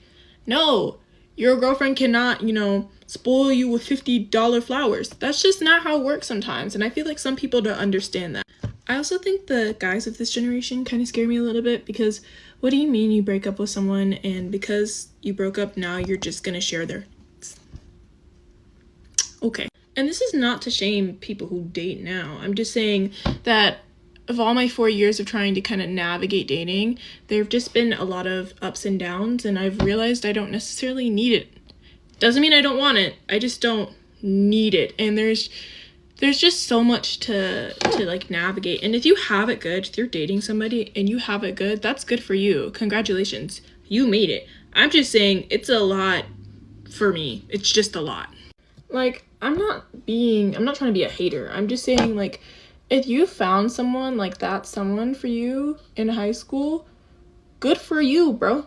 I'm just saying, for some reason, our generation has made it really hard to do that for no reason at all. Yeah, that's all I had to say. I did my hair off camera. This is the finished look. I think she's cute. I think she's very Midnight Sun, very Zara Larson. Yeah, be yourself. I love you. So I got fired from one of the biggest companies in Orlando because I'm a mom. So, like, the last week of April, I go in for an interview. I get hired on the spot. I tell them I only have 3 days of availability because I am a stay-at-home mom. I didn't say that, but I told them I only have 3 days of availability, Friday, Saturday, Sunday. They said, okay, like, we really want you to work here. We will work with your availability. 2 people hired me, 2 different managers, they hired me. So at the end of my interview, once they hire me, she tells me, like, the email I'm gonna get all of my onboarding from. And then she also tells me that they're gonna call me next week with the time of the orientation that I have. So I'm waiting around, I never get a call. So I reach out to them, and the guy that answered, I hadn't met him. He was not one of the ones that hired me. But he talks to me on the phone. He's like, I'm so sorry nobody reached out to you. Orientation's tomorrow at 9 a.m. So I'm like, okay, I'll be there. Great.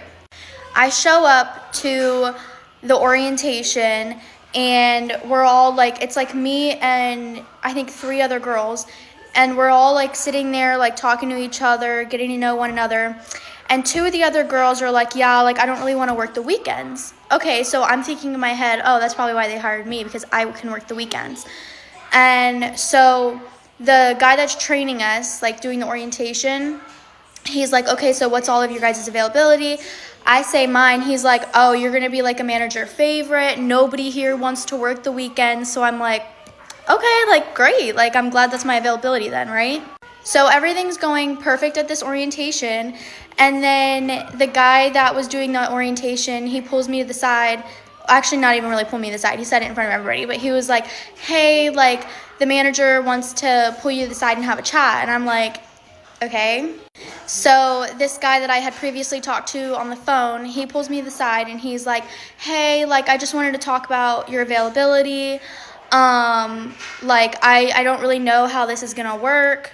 And I was like, okay, well, they hired me for this availability because I guess, like, other people don't want to work the weekends. And he's like, okay, yeah, but, like, you know, being a mom is the most important job, and I wouldn't want this job to interfere with your household.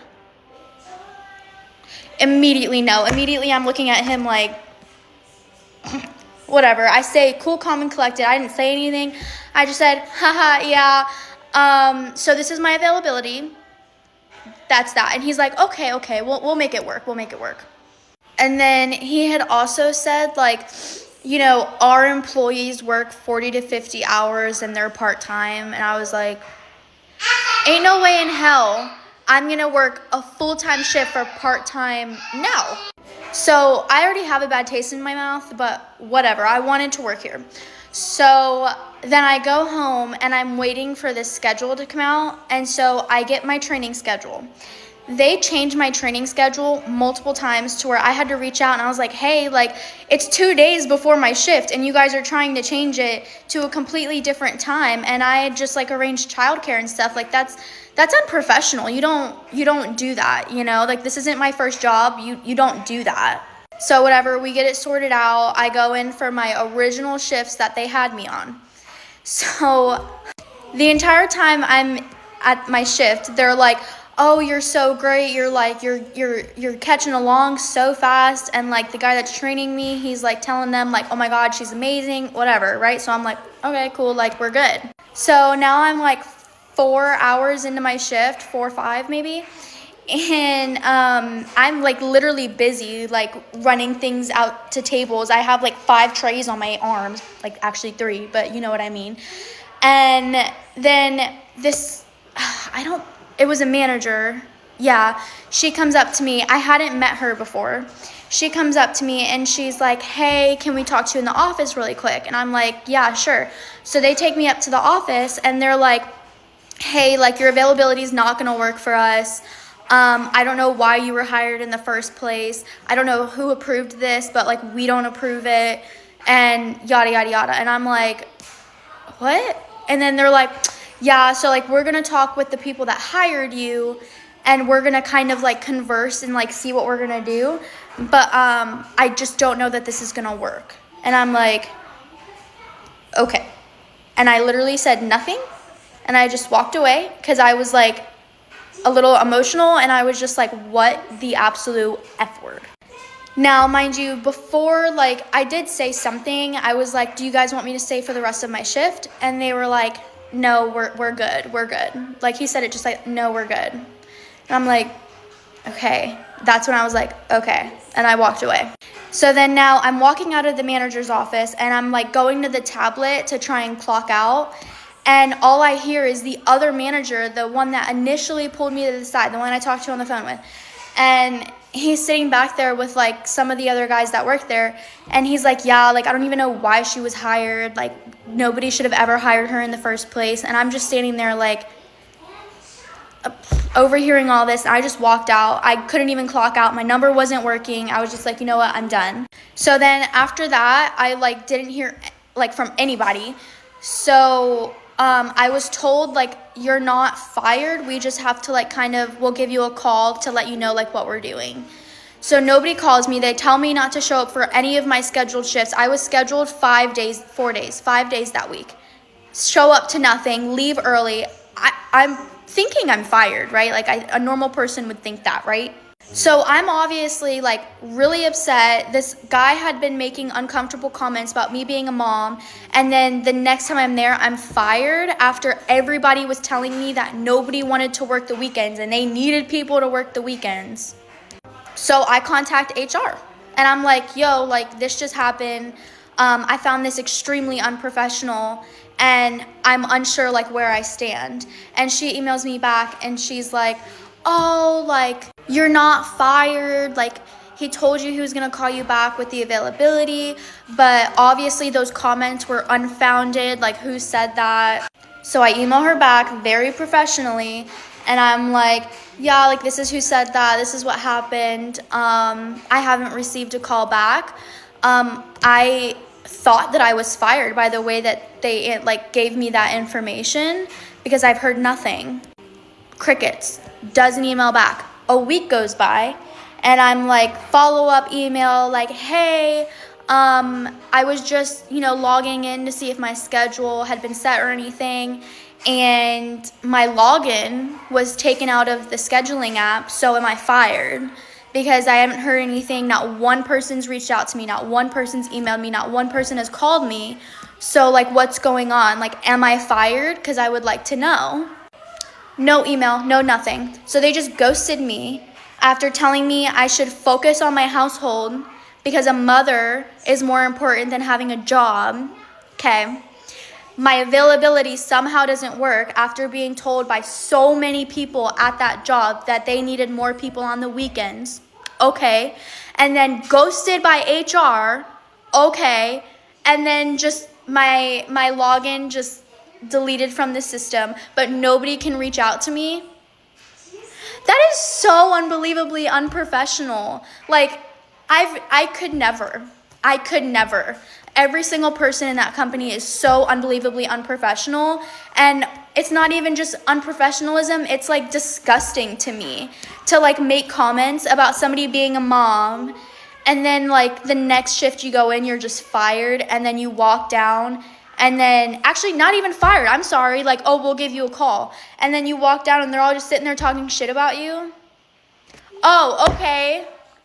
It's also been 3 weeks since all of this happened, and I still have yet to get a paycheck from the orientation or the half day of training that I completed. I can almost guarantee you that if I was a man, that conversation would have never happened.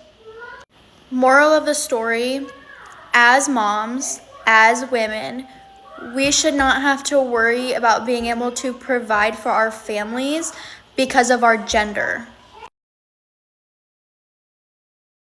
Today should have been my daughter's first birthday. On January 19th, 2025, I was shot 6 times in my back by my ex-husband, Jeremy McBride, causing me to lose and give birth to my stillborn daughter, Ayana Dawn. This is the story of Ayana, part 1. I first found out I was pregnant back October 4th. I came home from work on a lunch break and I took a pregnancy test. I had forgotten about it and went back to work. Later that day, I was on the phone with somebody, came in, went straight to the bathroom, and when I looked over, I seen a positive sign. I had to call my best friend and I got her reaction of me taking another test and it came back positive. It wasn't until about a month later when I reached out to Jeremy. I asked if we could meet up somewhere and talk. On November 10th, we ended up meeting at Garfield Park, and that was when I told him I was pregnant. Jeremy told me that he had felt bad for me. He also had a lot of questions, such as who was the father, if we were in a relationship, how I was doing, all that. I knew it was going to be a hard conversation. I just wanted the first he heard of it to come from me. I didn't want him to find out through social media or from words of friends. I wanted it to come from me. In December, I flew down to Texas, which is where my family lives. I am also born there. And I told my family on Christmas Eve. We had a great time celebrating, and then I told the rest of the world Christmas Day. When I got back home, life went back to normal. I had work, I had doctor's appointments, hung out with family, planned the future. January, I had my gender reveal party with a few of my closest friends. That was when I found out that I was having a girl. Randomly, on Tuesday, January 14th, I was at work close to the end of my shift, and I had a Facebook Messenger notification from a Brittany. A name I've heard before, but not completely familiar with. As I was reading that message, I got a text from Jeremy. I thought it was so odd, as if they were with each other. I even asked her if they were, but they weren't. Jeremy reached out and asked if I could meet up at his mom's house, which is where he had been staying, so we could have the afternoon to talk. That afternoon when we talked, I had found out that Jeremy had recently been in the hospital for acute panic attacks, which had not been the first time that this has happened. Early in our marriage, it had happened, and we both went to the hospital that night. He had lost his job that he had just gotten, and he was looking for a new one. He also didn't look that good. He had let his facial hair grow out, which is not Jeremy. He is very well kept up. I spent the next 2 days just texting him, checking in on his mental health. I had previously heard a quote that if you look the part, you'll feel the part. So I motivated him to get a haircut. I asked him every day for the next 2 days if he had gotten that haircut, if he had found a job, how he was doing, just trying to make sure he was feeling better. On Friday, January 17th, he had again reached out and asked if we could meet up. He asked about a Christmas present that my mom had sent me back with to give to him. I was working on a cake order at the time, so it was just a quick brief, he grabbed it and left, hi-bye situation. On Saturday the 18th, I was with a friend doing my half-baked photo shoot at her house. I borrowed her kitchen for that. Jeremy had reached out later at the end, close to when we were being done, and asked if I wanted to go out to dinner. I definitely said yes because I was starving, and we ended up going to Texas Roadhouse. On Sunday, January 19th, Jeremy had yet again reached out, wanting to hang out, do something. He asked if we could check out the Goodwill that is over by my house. That morning, I ended up going to my friend Emily's house, and we had biscuits and gravy. She helped me edit and upload my half-baked photos. That was my official 20-week half-baked mark, and we uploaded the photos that morning. Coincidentally, she asked me if I wanted to go to Goodwill with her, and I told her that she was going to be mad, but I had other plans to meet up at Goodwill with Jeremy. She told me to blow him off and I would go with her. I ended up texting him, like using the weather as an excuse. He was like, I really just want to see you. So whatever, I'm on my way. I met up with him. Later that afternoon, I met up with Jeremy at Goodwill. We shopped separately. He starts in the book section. I started in the clothes, so on and so forth. We checked out and he did not have his car there. And he also asked if he could come over to get stuff out of the shed that we had from when we previously separated. It got stored with me. So I gave him a ride back to my house. I specifically and weirdly remember coming inside and going straight to cleaning my bathroom. He went out to the shed and he grabbed whatever he needed and he came in and he just sat on the couch. I FaceTimed my friend. I was like, he's been here for about an hour. I don't know why he's still here. He got what he came for. What do I do? And she kind of gave me an escape route, asked if I wanted to go shopping with her, and I was like, absolutely. I peeked around the corner and I told him that I was about to leave. We were talking while I was getting ready. He followed me through the closet into my bedroom. He sat on the bed while I was in the bathroom getting ready and brushing my hair. And that was the last thing I remember before he shot me. Guys, sometimes the breakup is just so bad that you have to download Facebook dating.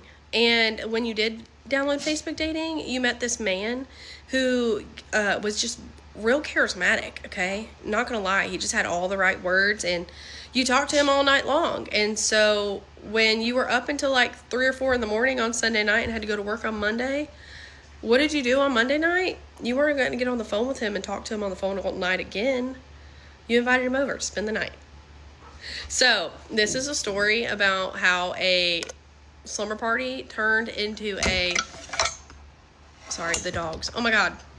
This is a story about how the slumber party turned into like him basically moving into my house. And basically by the time Sunday rolled around of the next week, I had to kind of kick him out. So come along. It's a good one. Okay, let's jump straight in. So I matched with this man on Sunday afternoon, and by the end of the evening, we had been kind of like messaging back and forth for like a couple hours. We we exchanged phone numbers, and then we get on the phone.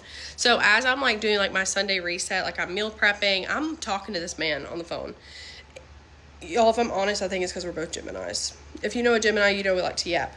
So what do? We just talked on the phone all night long on Sunday. And when I tell you, it was so good to have, like, the conversation was just so good. And I was so sad from that breakup that I just didn't want to get off the phone with him. So finally, 3 o'clock in the morning rolls around, 3:30 a.m. rolls around, 4 a.m. rolls around, and I'm like, Sorry, the puppy was caught peeing on the floor. He's a bad boy. He's Lucifer. So let's jump back in. So come Monday, okay, let me jump into Monday. I go to work and I'm super exhausted because I was up until like 4 o'clock in the morning talking to this new man. So the plan for Monday night was that I was definitely not going to be on the phone with this guy, but I definitely like enjoyed talking to him. So I was trying to come up with a solution. Well, me and my psycho self, the solution we came up with was we were just going to invite him over to spend the night, because if he was going to talk to me all night long, I'd rather him be at my house than on the phone. So yes, I did meet this man on Sunday. Yes, I did invite this man to my house on Monday night. I was a certified crazy person going through a terrible breakup, and I was mentally unwell. That's the only thing I can tell you. I was mentally unwell. So Monday night, this man had plans with his cousin. He was at a comedy show in downtown Greenville, and so when he got done with that comedy show, he went home, got his little overnight bag, and came to my house. And yeah, that's that. So Monday morning rolls around, and I tap him awake. Or I'm sorry, Tuesday morning. I'm tap, tap, tap, tap, tap, wake up. Wake up. I have to go to work, sir. Are you leaving my house or are you staying? I don't know why I gave him the option to stay. I guess I was trying to be nice and let him get his beauty rest. And so I tap him awake. He wakes up, and I was like, well, like, if you're not leaving, I have nothing here for you to steal of value. I have nothing. I have a TV. It's like mounted to the wall. It'd be really hard to get down. I just politely asked him, I said, hey, if you don't mind, I was like, just, I guess, walk the dog before you leave. And yeah, the key's under the mat. So I go to work on Tuesday. I leave this man at my house, and I am like so giddy. I go to work and I let everybody know just how big of a psycho I am. I'm like, hey guys, guess what? There's a man at my house. And this is so out of character for me. Of course, everyone at like my place of work were like, the bells are ringing. They're like, what are you talking about? And I was like, well, I just, I wanted to have a friend. So I invited a friend over, and I've made a new friend, and he's at my house. So yeah, so when I get home from work on Tuesday, I am expecting to come home and I guess resume life as normal. But I walk into my bathroom, and what do I see? I see his toiletry bag. So I was like, well, shoot, I guess he's coming back because he left his toiletry bag here. Fast forward to Tuesday night. Tuesday night, he comes over, and we kind of like are talking more. We're discussing things, and his life plans leading up to the future. He is getting ready to go on a trip. Okay. He's leaving for a trip in a couple of months. And so we kind of discussed what that would look like if things continued to progress in the way they were progressing, where loud cars, then we would potentially get into a relationship. Oh my gosh. We would potentially get into a relationship, and then it would look like it moving into something that was going to be long distance. Immediately, that did not sound very attractive to me, because I had already just been alone for a couple months going through this breakup, and having him there as a companion was making me very happy.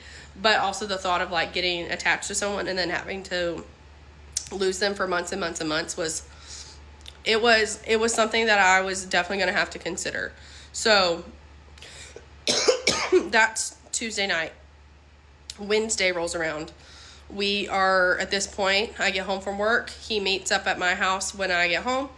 I cook him dinner, and we just like continue the yap session. I'm going to blame this yapping on the fact that we're like the Geminis. Like, we just really like get along. So Wednesday night, we're cooking dinner together. We're like, husband and wifing it up at my place. Thursday, guys, guess what we did on Thursday? Thursday, we finally went on our first date. And so I took him to go line dancing with me downtown, and he really enjoyed it. What's next? Friday, if him moving into my house basically on Monday night after never meeting him before wasn't bad enough, guess what I did on Friday? Friday, I invited him to a work event, and he was like my little boyfriend that came along with me to this work event. So Friday, I guess, is kind of like where things started to go south in my head. I had some concerns that were coming up. So concern number one, y'all, I wasn't completely convinced that this man was not homeless. I was like, why on earth 1, have I not seen this man's house? 2, let me explain to you. Hang on, the dog. Excuse me. We're trying to film a story time. So he had his like regular toiletry bag. But then on Tuesday night when he showed up, he came with this like shoebox. Okay.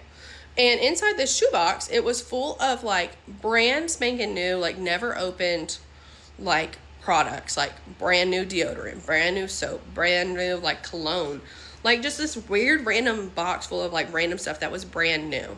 So I don't know. It was like, in my head, I was like, that's kind of weird. He just has all this brand new stuff he's bringing to my house. I was like, either he's got a girl at home and he obviously can't bring all this stuff out of the shower from home because this girl will be like, where are you going? Or 2, he was homeless and he didn't have a shower, and so he didn't have any of these products. So by Friday, I have like really started to think about that one thing like a little bit more. And then obviously I was still thinking about the fact that he is getting ready to potentially travel for a really long time, and I didn't know if I wanted to be in a long distance relationship. So I have no other reason of like me not wanting to like continue this other than I got a little bit of the ick, and I really thought that maybe he was homeless. So by Saturday morning, he wanted to go hang out with his cousin to go to the jockey lot because he wanted to go look for Pokemon cards. So I was like, cool, hang out with your cousin, go look for Pokemon cards. I'm gonna chill by myself today. Y'all, when I began to start said chill session at home, I could not find my slippers. I could not find my slippers anywhere. So not only now am I afraid that maybe this man is homeless because I've never seen his place. He's like weirdly brought all these like brand new items to my house for like his like getting ready routine. I thought maybe he stole my slippers too. So I'm like, I think it was a combination of like what everyone at work was telling me because they were genuinely concerned, plus all of these other things. I really was like, I kind of made me have like my breakthrough moment. I was like, what have you done? You let this man who you've never met before just kind of move into your house. You really have no idea who he is. You don't know anything about him except what he's told you. And I kind of finally like opened my eyes and I was like, oh, what have I done? So we're going to stop right here and we're going to come back for part 2 to figure out what happened when he got back from the jockey lot. I don't know if it was my beauty or my personality, but the stranger that I let move into my house with me for a week, he was really falling for me.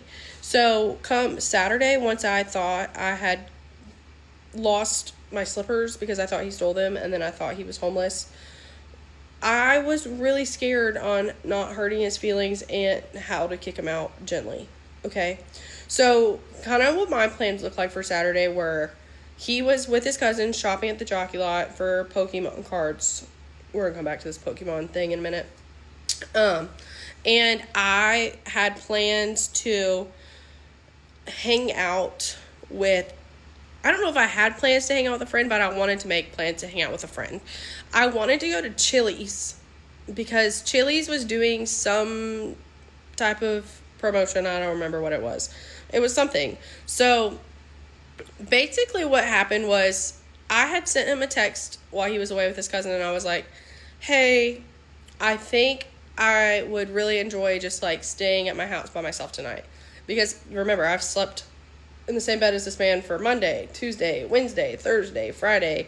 We just kind of like jumped straight in and moved in together, and I was ready for a little bit of a break. So Saturday night, like Saturday afternoon, I kind of already texted him. I was like, hey, he didn't know that I thought he had stolen my slippers. He didn't know that. But honestly, it was like, I was like, started to get like a little bit concerned about what I did. So I was trying to backtrack and save myself. So I texted him Saturday afternoon. I was like, hey buddy, I don't want you to stay the night tonight. No hard feelings. Like I just want to sleep in my bed by myself.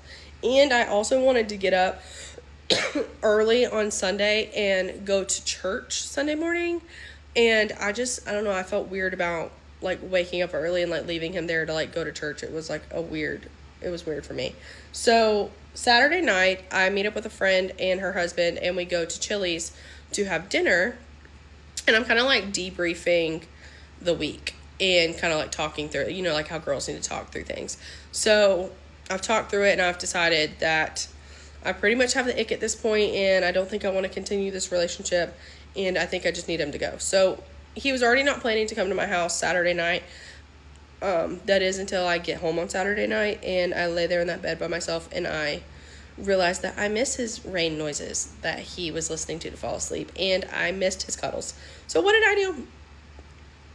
I called him really late on Saturday, and I begged for forgiveness. I said, I'm so sorry for kicking you out prematurely, but if you do not mind, kind sir, I said, please come back to my house and snuggle me some more. So he came back over very reluctantly on Saturday, as he should, because that was not nice of me to kick him out so abruptly. He came back reluctantly, and he stayed the night Saturday night, and y'all, that's really what did it for me. So I took a shower Saturday and I get ready for bed, and as I get in the bed on Saturday night, y'all, it's like a husband and wife at this point. Like, I'm chilling on my phone, he's chilling on his phone, and he looks at me and he goes, can I at least show you the Pokemon? And I was like, sure. And at this point, I'm thinking that him showing me Pokemon means that we're about to sit and enjoy an episode of Pokemon together. Because, like, when I think of Pokemon, that's what I think of. I think of the TV show Pokemon. No, that's not what he wanted to do. What this man wanted to do was he wanted to play a video of him. It was a video on his phone of him watching somebody open up Pokemon cards. And then he's also, up until this point, he's proceeded to tell me about his Pokemon collection and how valuable it is and how important it is to him. And I was like, cool. I was like, I love that you have a hobby. But I'm not gonna lie, like, nerdiness like that has always kind of typically been a little bit of a turnoff for me. Like, if you're someone who plays a lot of video games, if you are obsessed with, like, I think they call it like manga, I don't know, that Japanese style art / literature, comics, and Pokemon kind of falls into that category for me.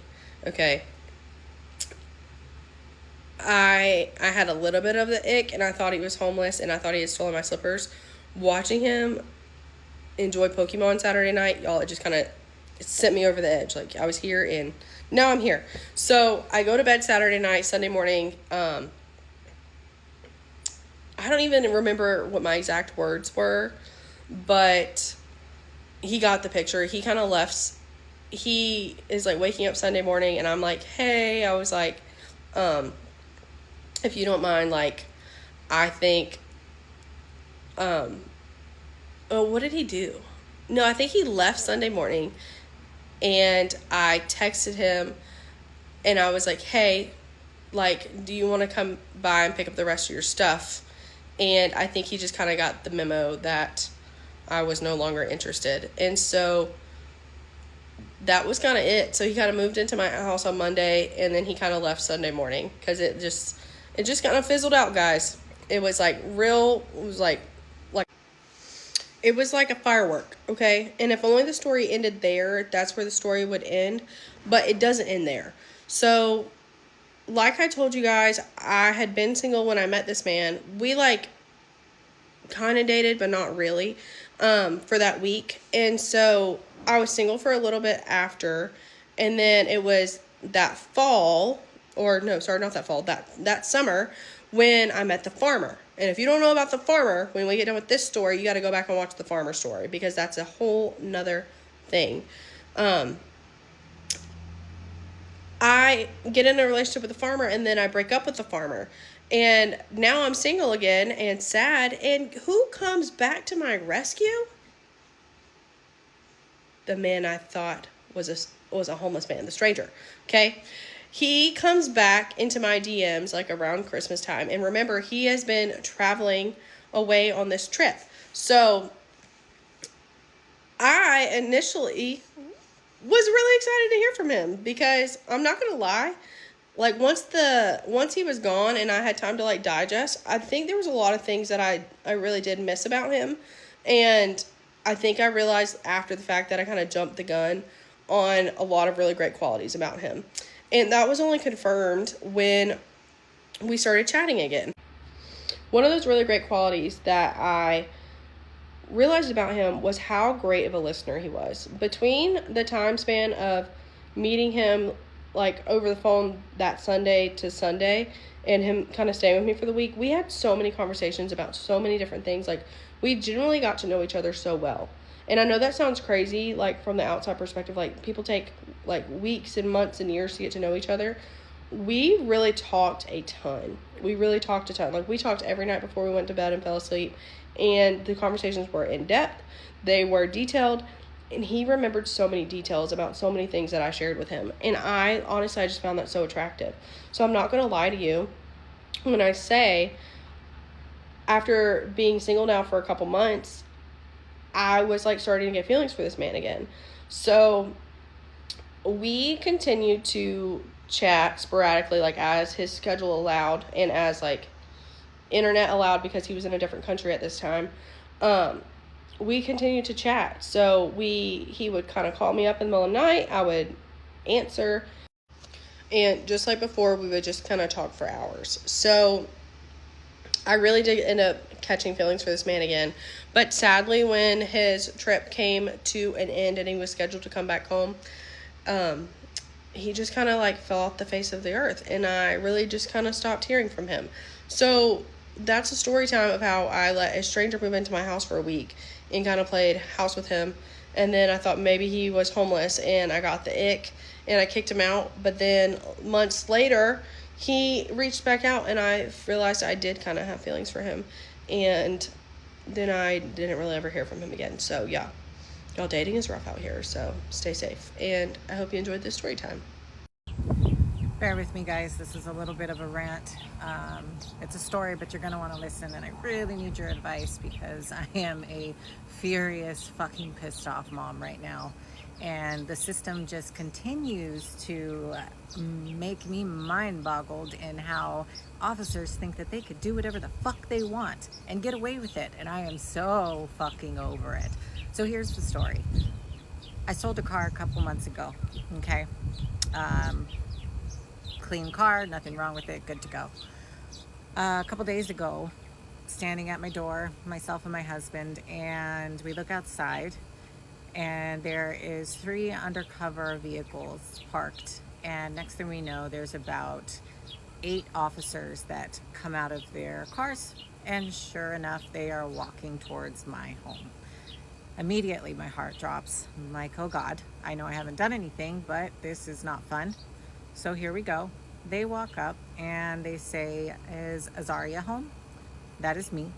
My heart drops even more. And again, I'm sitting there thinking like, fuck, I have not done anything, so don't panic, but my ears are literally starting to ring and I feel like I'm about to faint. Cop walks up and he goes, don't worry, you're not in trouble. I come to a little bit and I'm like, okay.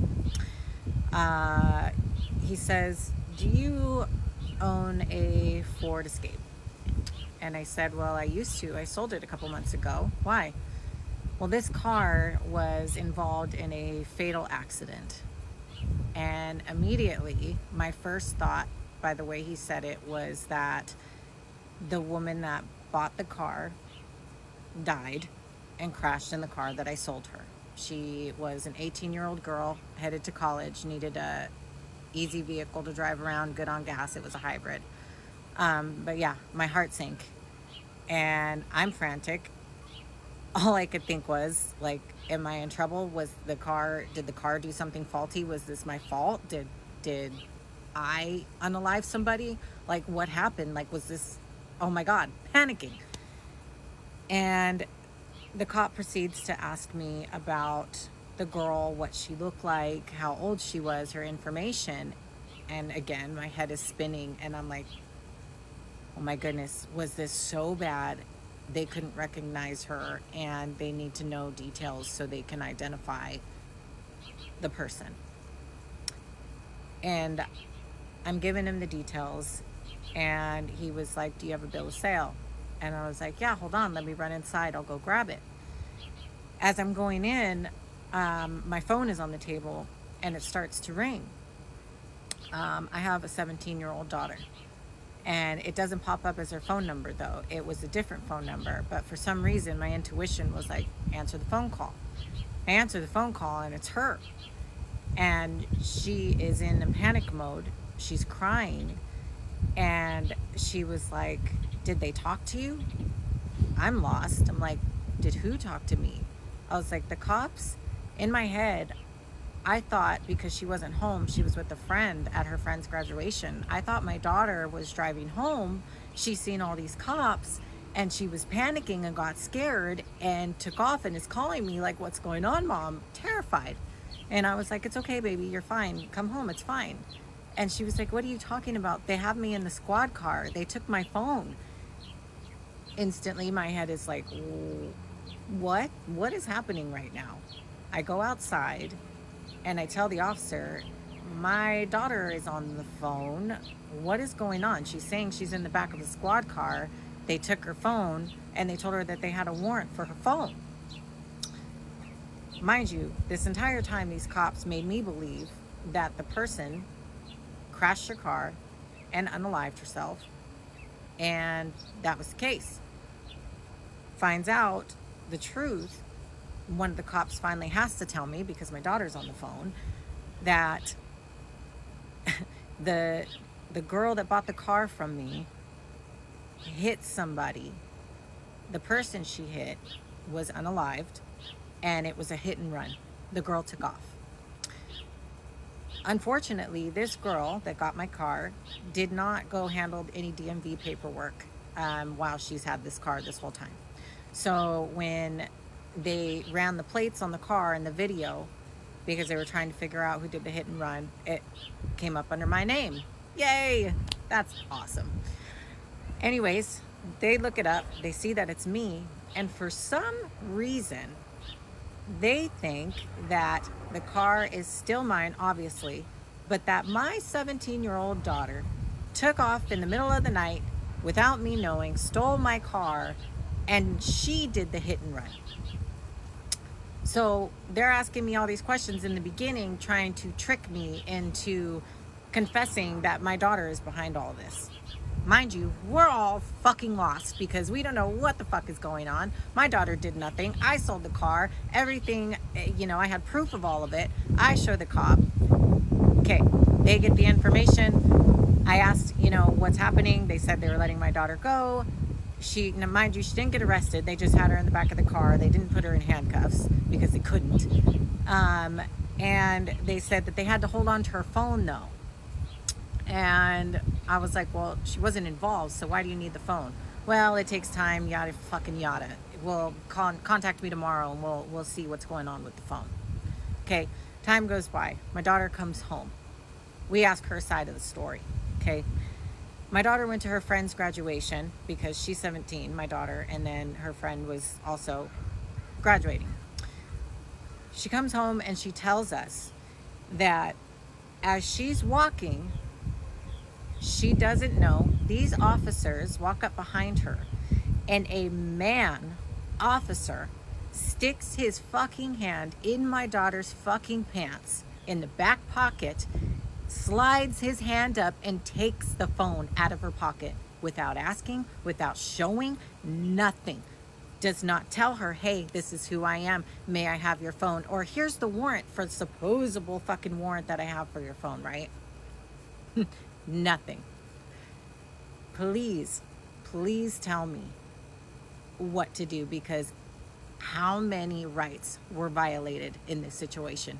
I would love to know. Multiple. She is a minor, a male, touching her, taking her phone without showing proof of warrant. I can go on and fucking on. Not to mention that there is hundreds of people in this situation. They take her because they're at a graduation and they stick her in the back of a cop car. One of the cops decides to be a fucking asshole. Of course, it's the one that sticks his fucking hand in her pocket and is trying to get the other officer to arrest her. Luckily, the other officer has a little bit of a straight mind in his job and says, we can't. We have nothing on her. We can't arrest her. Of course, the other dude is pissed off. Well, they get all the information about the girl and they let my daughter go, of course, because she's innocent. That was the most traumatic thing for my kid. She thought because they made her feel that she was the one that did this to this man that unalived, and that she was going to have to prove herself innocent. They made her believe she did this, not to mention the cop groping her while grabbing her fucking phone, traumatically embarrassing her in front of hundreds of fucking people. I'm so done with these officers in this fucking government and everybody thinking that they could do whatever the fuck they want and that they don't have to abide by the laws that we have to. I know damn well that there's multiple people that have been through these kind of things. Tell me what the first thing is to do, because I'm already getting the badge number. I'm getting the video footage. Unfortunately, I'm going to hopefully get a lawyer that can do this pro bono, because right now times are hard and I can't afford to fight this with a shark of a lawyer. So please wish me good luck, because I'm going after this motherfucker and for everything that they put her through. Thank you for listening, because I don't know what the fuck else to do. For some reason, I decided that today was the day that I was going to make a video about my divorce and tell my side of the story. Don't know when I'll post this or if I will, but whatever. Last year, April of 2025, I packed up all my stuff, packed my kids up. We got in the car and I drove 4 hours away from my husband to live with my mom, because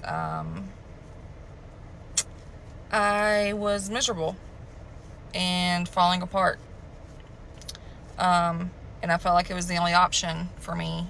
And because I had already done all the things, I had already suggested marriage counseling, I had already begged for date nights without kids, telling him how important it is to spend time together, and apparently that's too much effort. So I left because I wanted a good example for what a happy relationship should look like for my kids, because I didn't grow up with one. I never saw my parents show any affection toward each other. But I wanted better for my kids. So we left in April. For those of you who don't know, my son is severely autistic and needs multiple therapies. I had already looked into a school for him, the school I had been wanting him to go to for years, but my ex refused to move, even though he told me that we would. But he refused every time I brought it up. So anyway, I had already looked into therapy centers and stuff for my son. And when I was leaving, my ex said, don't do anything permanent. Can we just consider this a separation? And like, don't do anything final. Don't completely start over there. Just let this be kind of like a temporary separation type of thing. And I was like, sure, I won't do anything permanent right now. 2 weeks later, it was time for his visitation with the kids that we had agreed on. So I drove them halfway home. He met me, got the kids on a Friday afternoon, 2 weeks after I had moved. And the next day, he calls me and tells me that he's already filed for divorce, and he somehow got an order put in place saying that they couldn't leave the county that he lives in at all, and therefore I wouldn't be getting them back, which is really, really hard when you're the sole caregiver for your kids, and you've been a stay-at-home mom since they were born. It's difficult. So I, of course, had a really, really, really, really, really hard time with it. All my family turned on me, and my ex made the whole situation a lot harder, because I did start dating someone as soon as we separated. And apparently, because I was still married, I was crucified for it. But come to find out, he has had a girlfriend for almost a year. Now, a month after he filed the papers, he got back together with one of his exes. So, and they've been dating for a year now. But no one knew that, so they saw him as the honorable, good father and husband, just doing his best for the kids and when really he was dating someone too the whole time. But because I didn't have our son enrolled in therapy, 2 weeks after I moved to a different state, and if you know anything about therapy, you know that would be impossible. Because he told me not to do anything with finality. So I didn't enroll him anywhere. I was looking into places, but he told me not to do anything, so I didn't. He was trying to say that I wasn't taking care of our special needs child because I didn't have him in therapy.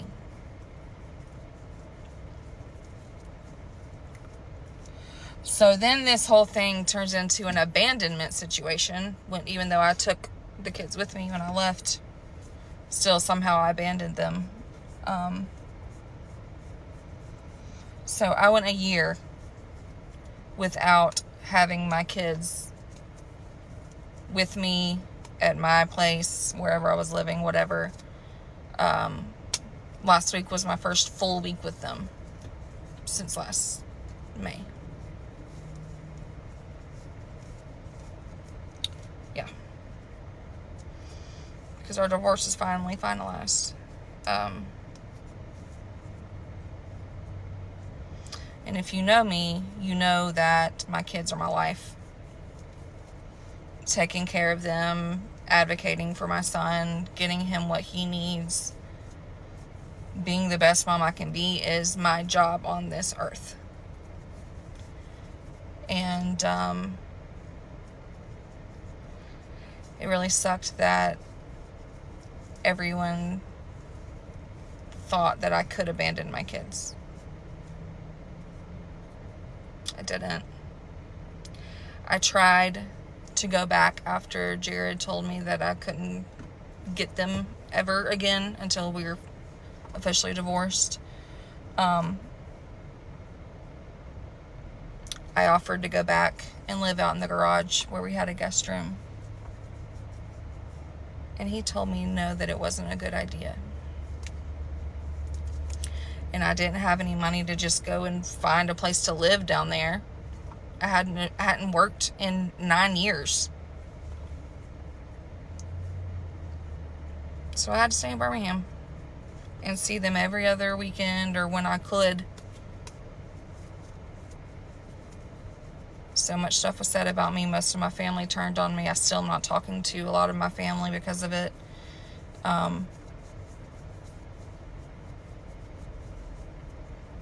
It was a really hard year. Literally almost killed me. Literally. Developed a couple new medical conditions and no one cared. Except for my very, very, very tiny little circle, which was all I had left at that point. And I'm so thankful for those people that didn't turn on me and listened to me and believed me. Not all the rumors, because I was hearing that I was some drug addict now, who was choosing a guy over her kids, and I was out here just partying, not caring if I had my children or not. Yeah, okay.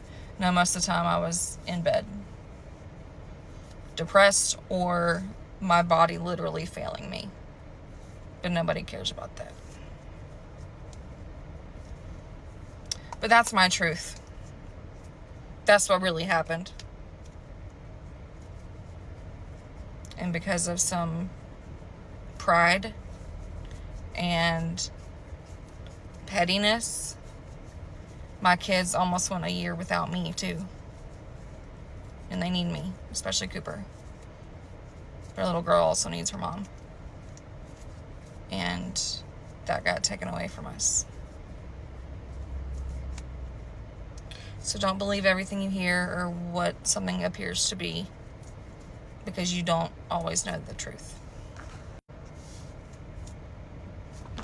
You guys are new here. My name's Kelly. I'm a former nurse practitioner. I recently did 2 years in the BOP. The answer to your question, Miss Jackie, is no, I'm not trying to get my nursing license back. The 3 years that I am on supervised probation, I am not allowed to practice as a nurse practitioner. My first year of supervised probation will be completed August the 22nd, at which time I intend to apply for early release. With that being said, my board certification lapsed while I was incarcerated. I would have to reboard. Then I would have to go before the Board of Nursing in Tennessee, and there's 13 criteria. You have to meet like all 3 of one section and then 7 of the other 13 for them to possibly approve your reinstatement. It's a lot of money to sit and take the CEs so that I would be abreast to the new technology and new things in healthcare, because you have to think about it. I haven't practiced in 5 years since I was rated. I don't have the funds and I don't feel vested. Like, that's a big gamble to put all that money in it and then them say no. So I'm hoping that going into other areas of service with people will give me the fulfillment that I had as a nurse practitioner, if that makes sense. I'm going to do a brief story time for those that are new here, because when I started on social media, I was very transparent, very open about my incarceration. For those of you that are new, my name is Kelly. I'm a former nurse practitioner. I recently did almost 2 years in the BOP. Back in October of 2020, I had a complaint on my license. The Office of Inspector General came out. She was not satisfied with the interview. Anyone can file a complaint on a healthcare provider. The Office of Inspector General will come out. She had interviewed me before. Her name was Shirley Pickering. I even provided documents in another video.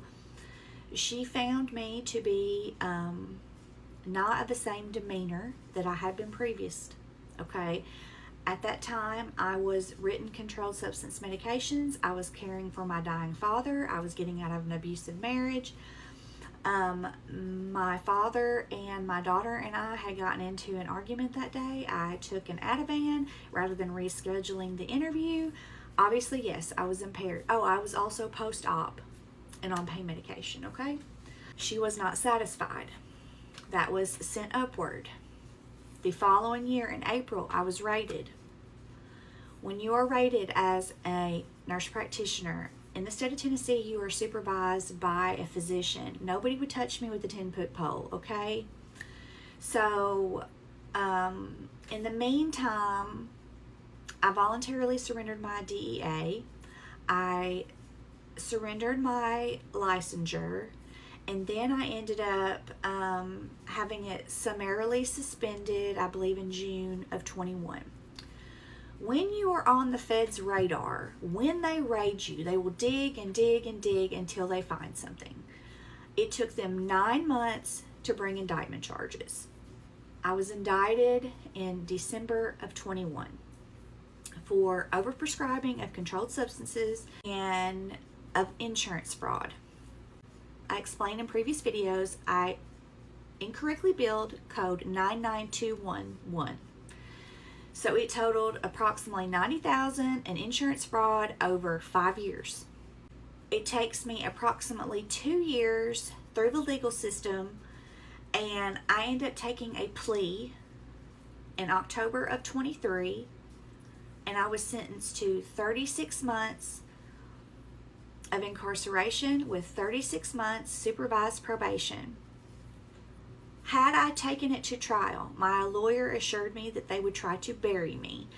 And even though what I thought I was doing was right by Tennessee regulations, she said they will find a doctor to say you were doing wrong.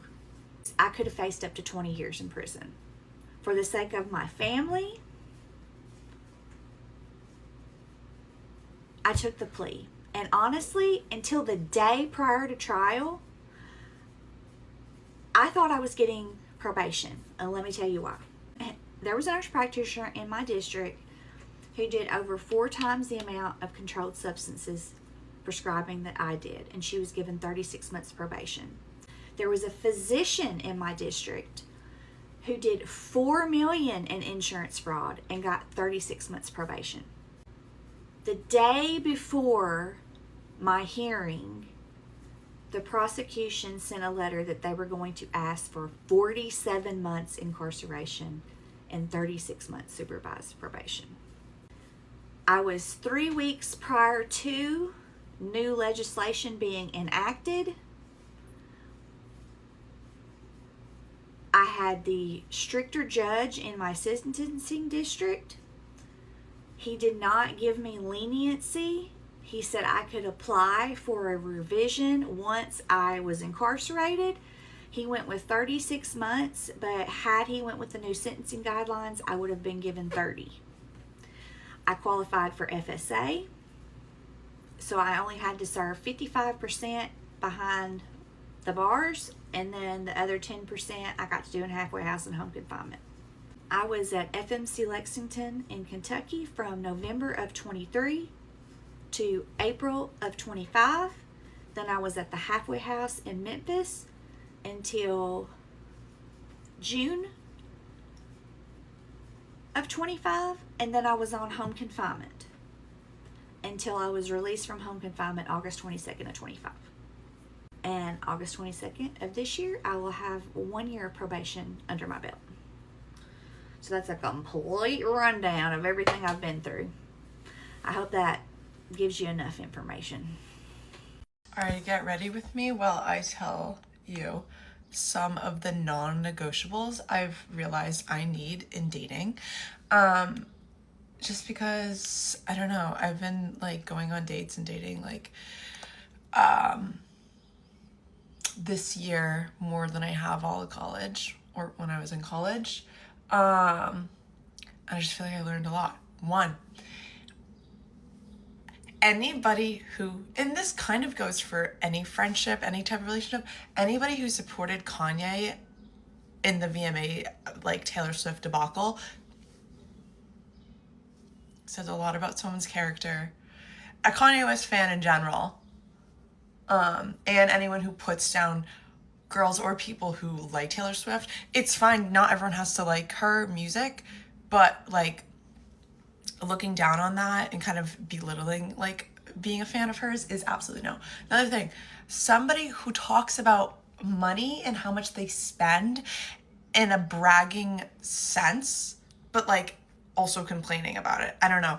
I was like going out with a guy and he would like go out to like fancy dinners in New York and then tell me like, oh, I dropped like $1,000. Like, oh my God. I was like, nothing about that's cute. Why are you sharing that with me? Like, one, no, you have free will. You don't need to spend that much money. Like, you don't need to go to all these restaurants if you don't want to then spend a lot of money. Like, what? Weird. I just feel like talking about money and wealth in general is like tacky and classless and cheap, and I think it's also just like weird. Why do you need to flex? It's just, oh sorry, let me rub this in, I got a little too excited. Yeah, I think that's like really weird. I never really met someone who was kind of like so fiscally pompous like that before. And like one of my first date with this one guy, he said, oh, I only order Uber Blacks.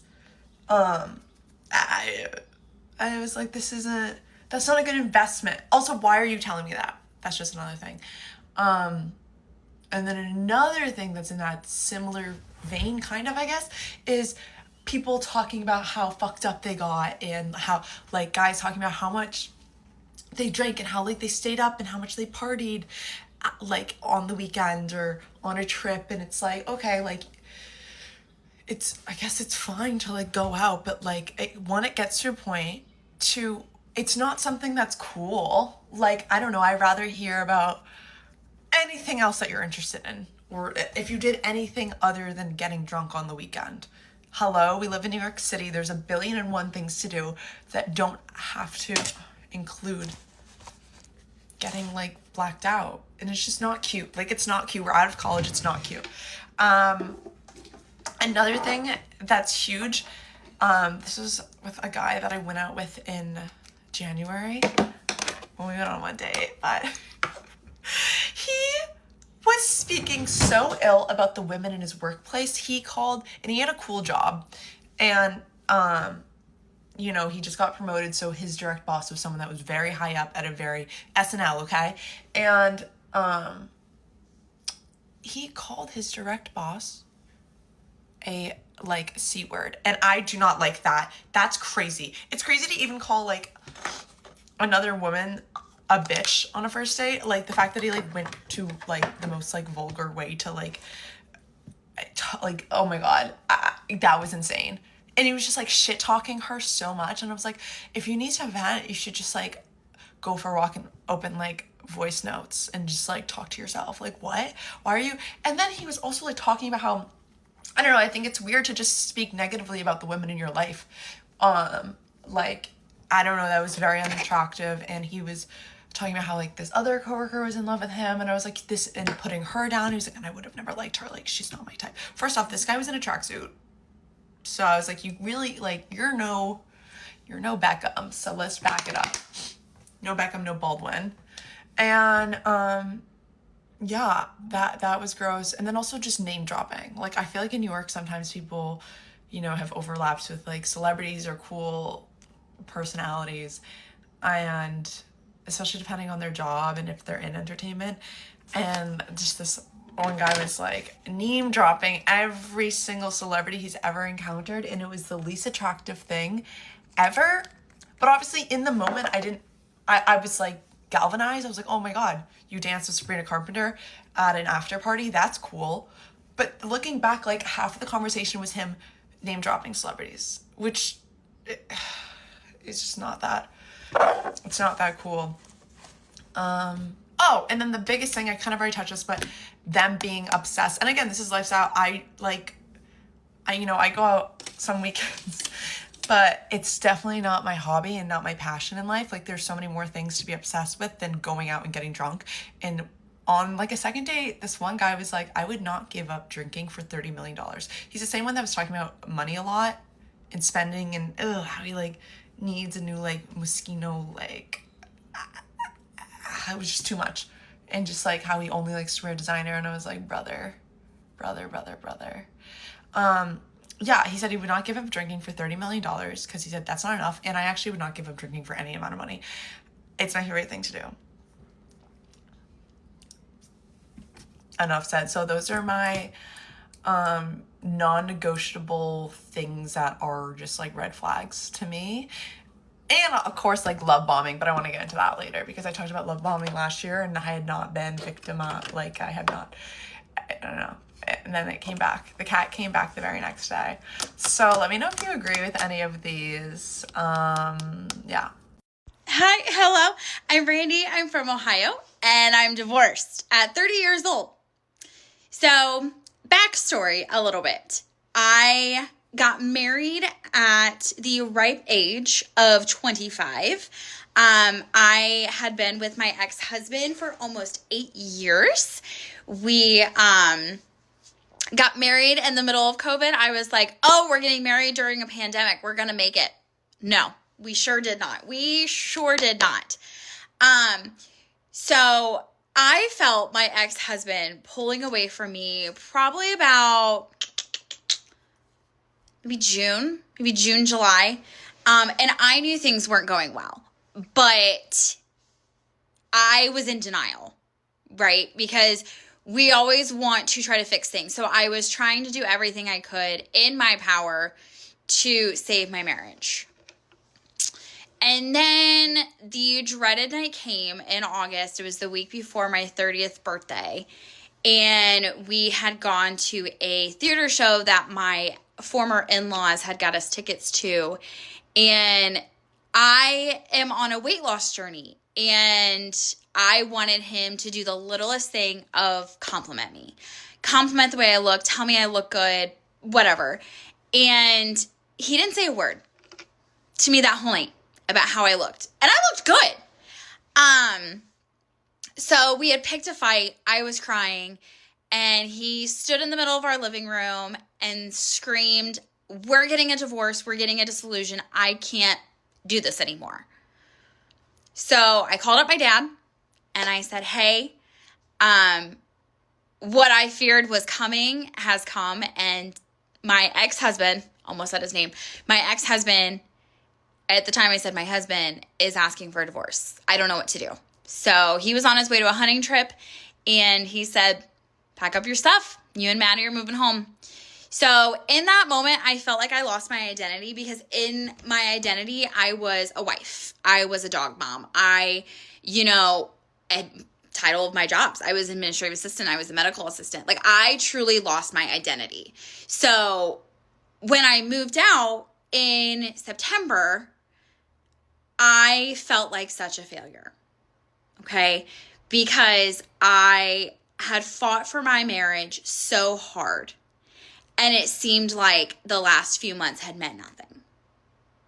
And I continued to fight for my marriage even after I had moved out. I had told my ex-husband, "I want you back." I pled. I said, "Please, I want you back. I want my family back." And he said he didn't want to do it.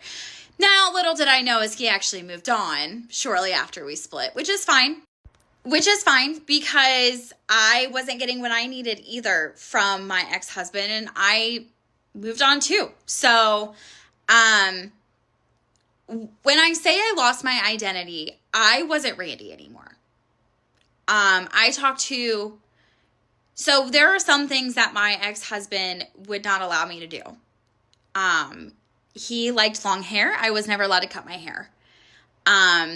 He liked the way I looked weight-wise, even though I was never comfortable with myself. And he never encouraged me to lose weight. I wasn't allowed to see certain people if he didn't like them. So I lost my identity. I wasn't allowed to be friends with a person that I've been with for almost a decade. I truly felt so isolated. And when I was uprooted from my house to my new life, I was like, I don't know what to do. So I truly threw myself back into church. I truly threw myself back into my friends. And I am in such a different place now than I was just a few months ago. I chopped my hair off. As I said in one of my videos, I chopped my hair off. It was sitting on my shoulders. It's a lot longer now. I lost 70 pounds from October to now. I'm down to a weight that I weighed my junior year of high school. I never thought I would do that. I rekindled friendships with two of my very close friends that I desperately missed so much that I wasn't allowed to be friends. I don't want to say wasn't allowed to be friends with, but that my friendship had drifted because of how my ex-husband viewed them, right? So I just want to say, for anyone that is going through a separation, a divorce, a breakup, or anything, you may have lost you, but you didn't. You're still you. And you are worthy of knowing who you are. And so my advice to you is find happiness in yourself, because you didn't lose you. They lost you. So it's time to rebuild you. So rebuild yourself and find happiness in yourself and not others. I want to tell you a story about someone who is jealous of me, and it's going to make you realize that jealousy sometimes has underlying causes that aren't obvious at a superficial surface level, okay? So when I started out on spiritual social media in 2020, 2021, I connected with another astrologer and we became friends, or so I thought. okay? And we kind of had like the same circle. You know, at that time, like a lot of people connected, they became friendly. Not like right now, right? Not everybody becomes such fast friends because we learned our lessons. So, you know, this astrologer, she was objectively better looking than me, okay? She really met the beauty standard. From what it looked like, you know, she was more materially successful than me. Like she had a name brand car, like a fancy car. The house was in a very upscale neighborhood. It just looked like from the outside looking in, like she had everything going on, all right? She had a very wealthy boyfriend, wealthy ex-husband, friends who were wealthy, you know, they went on very fancy vacations. But this woman, she was in secret competition with me, and I had no clue whatsoever because I live in a middle-class neighborhood. You know, I don't have designer things for the most part. I go on I go on nice vacations. I'm very grateful, but I mean, she's on private jets and I'm in a Nissan. There's nothing wrong with that, okay? She's on private jets, I'm in a Nissan, I'm on American Airlines, you know, just probably like you. So, you know, I'm here living a very middle-class lifestyle, looking how I'm looking. She's looking how she's looking, living the Lux life. And she's telling people that she actually is worried about me taking her spot. But then she said something so vile, so devious to our friendship circle. She said Sarah should go back to being a high school teacher because my guides told me that her and her husband are going to wind up broke on the side of the road, dehydrated, and die in an old truck. And honestly, like, we've never even owned a truck, okay? So that was weird. And my husband was having some troubles at that time at work, which since has passed, thank God. But, you know, around that time, a lot of people were going through it in their own way. And she knew that we were going through it because I confided in her because I thought that we were friends. And after she told people that I was going to essentially pass away of dehydration with my husband on the side of the desert road, which we don't even live near the desert, she blocked me. And then after she blocked me, she went on to tell everyone in her circle and also her clients that I was copying off of her. Now, I did reach out to her like a couple years later because she kept on perpetuating the rumor, and I warned her. I kind of sent her a cease and desist, I'll say that. And I'm not going to speculate with you in the comments about who this is, okay? Because I'm not getting into that. But the point is, someone could look like they have everything and still be jealous of you. And it could be because of your knowledge, okay? It could be because you know, have a calmer nervous system than them, even though they don't know all the particulars of what you went through, because I've been through a lot of trauma too. It could be because you have a different radiant light than them.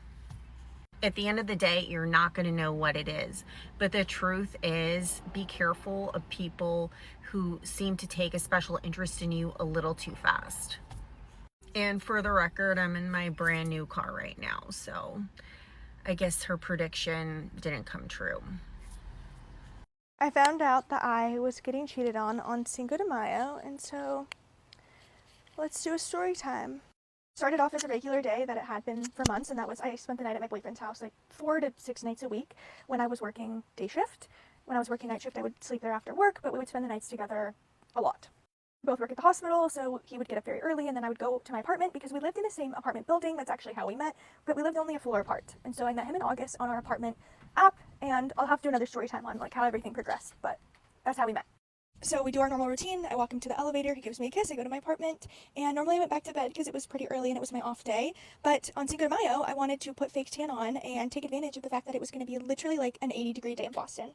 I was on FaceTime with my friend Kelly when I had feminine intuition to look at his ex-girlfriend's Instagram. Now, I knew who the ex-girlfriend was because he had made a comment back in like September when I first just met him that like his ex-girlfriend was an influencer and that like he believed that like he could still be friends with his exes on social media, something along those lines. That sounds worse. I don't know. So what did I do back then? I went and I looked into who she was, and I found her, beautiful girl. I looked at her account for like a couple months, and I hadn't like Instagram stalked her in a while, so the fact that I did this day was just like a weird thought to do.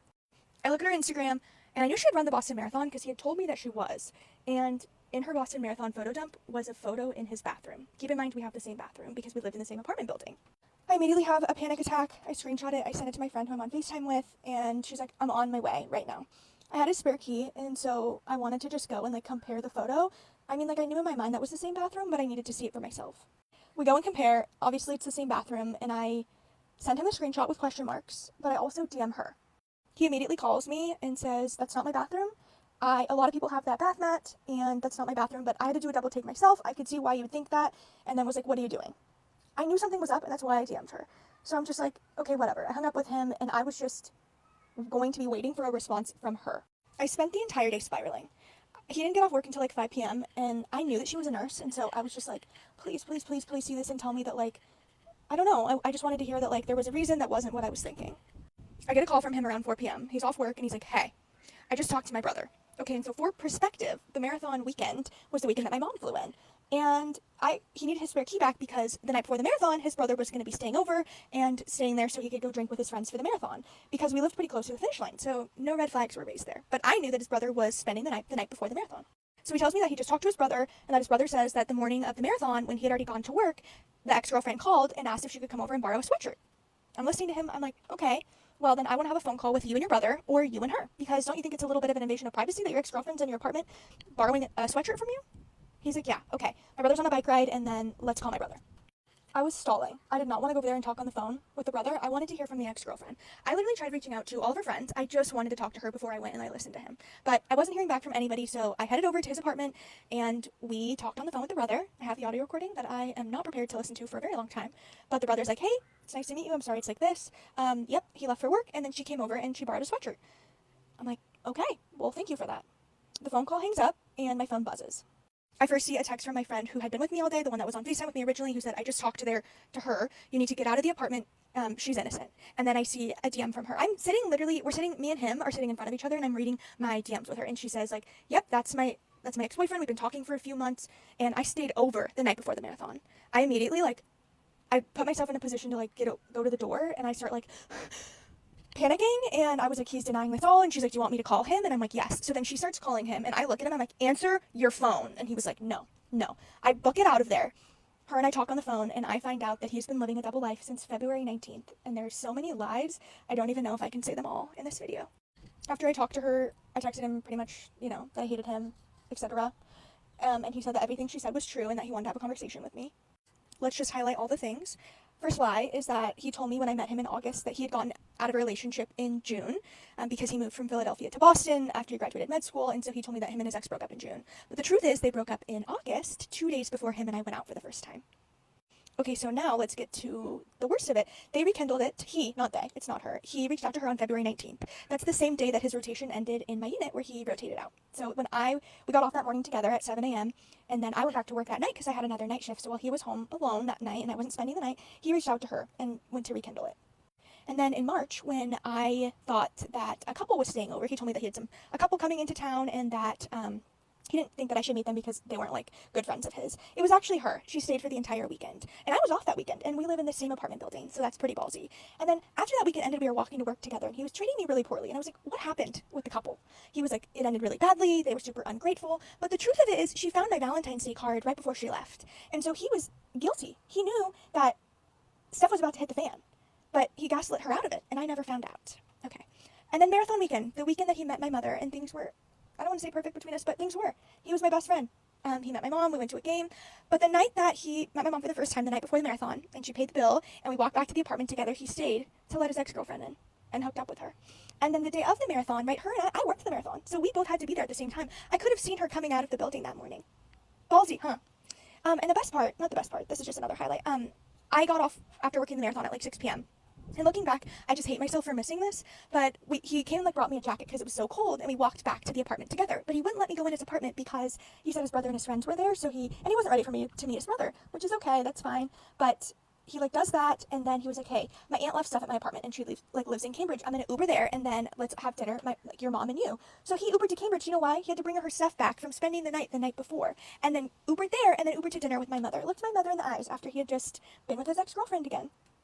I should have known because one of the days when I went over there after the marathon, my toiletry bag was in a bag under his bed because he told me that he didn't want his brother and his friends messing with it, but it was really because when she found my stuff back in March, she didn't trust him, and so he needed to make sure there was no signs of the girlfriend when the ex-girlfriend came to stay for the marathon.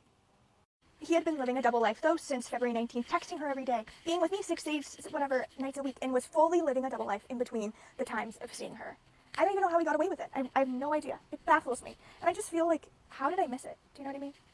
I'm probably missing some highlights, but now me and the ex-girlfriend are friends. She's a gem. And that's really the story.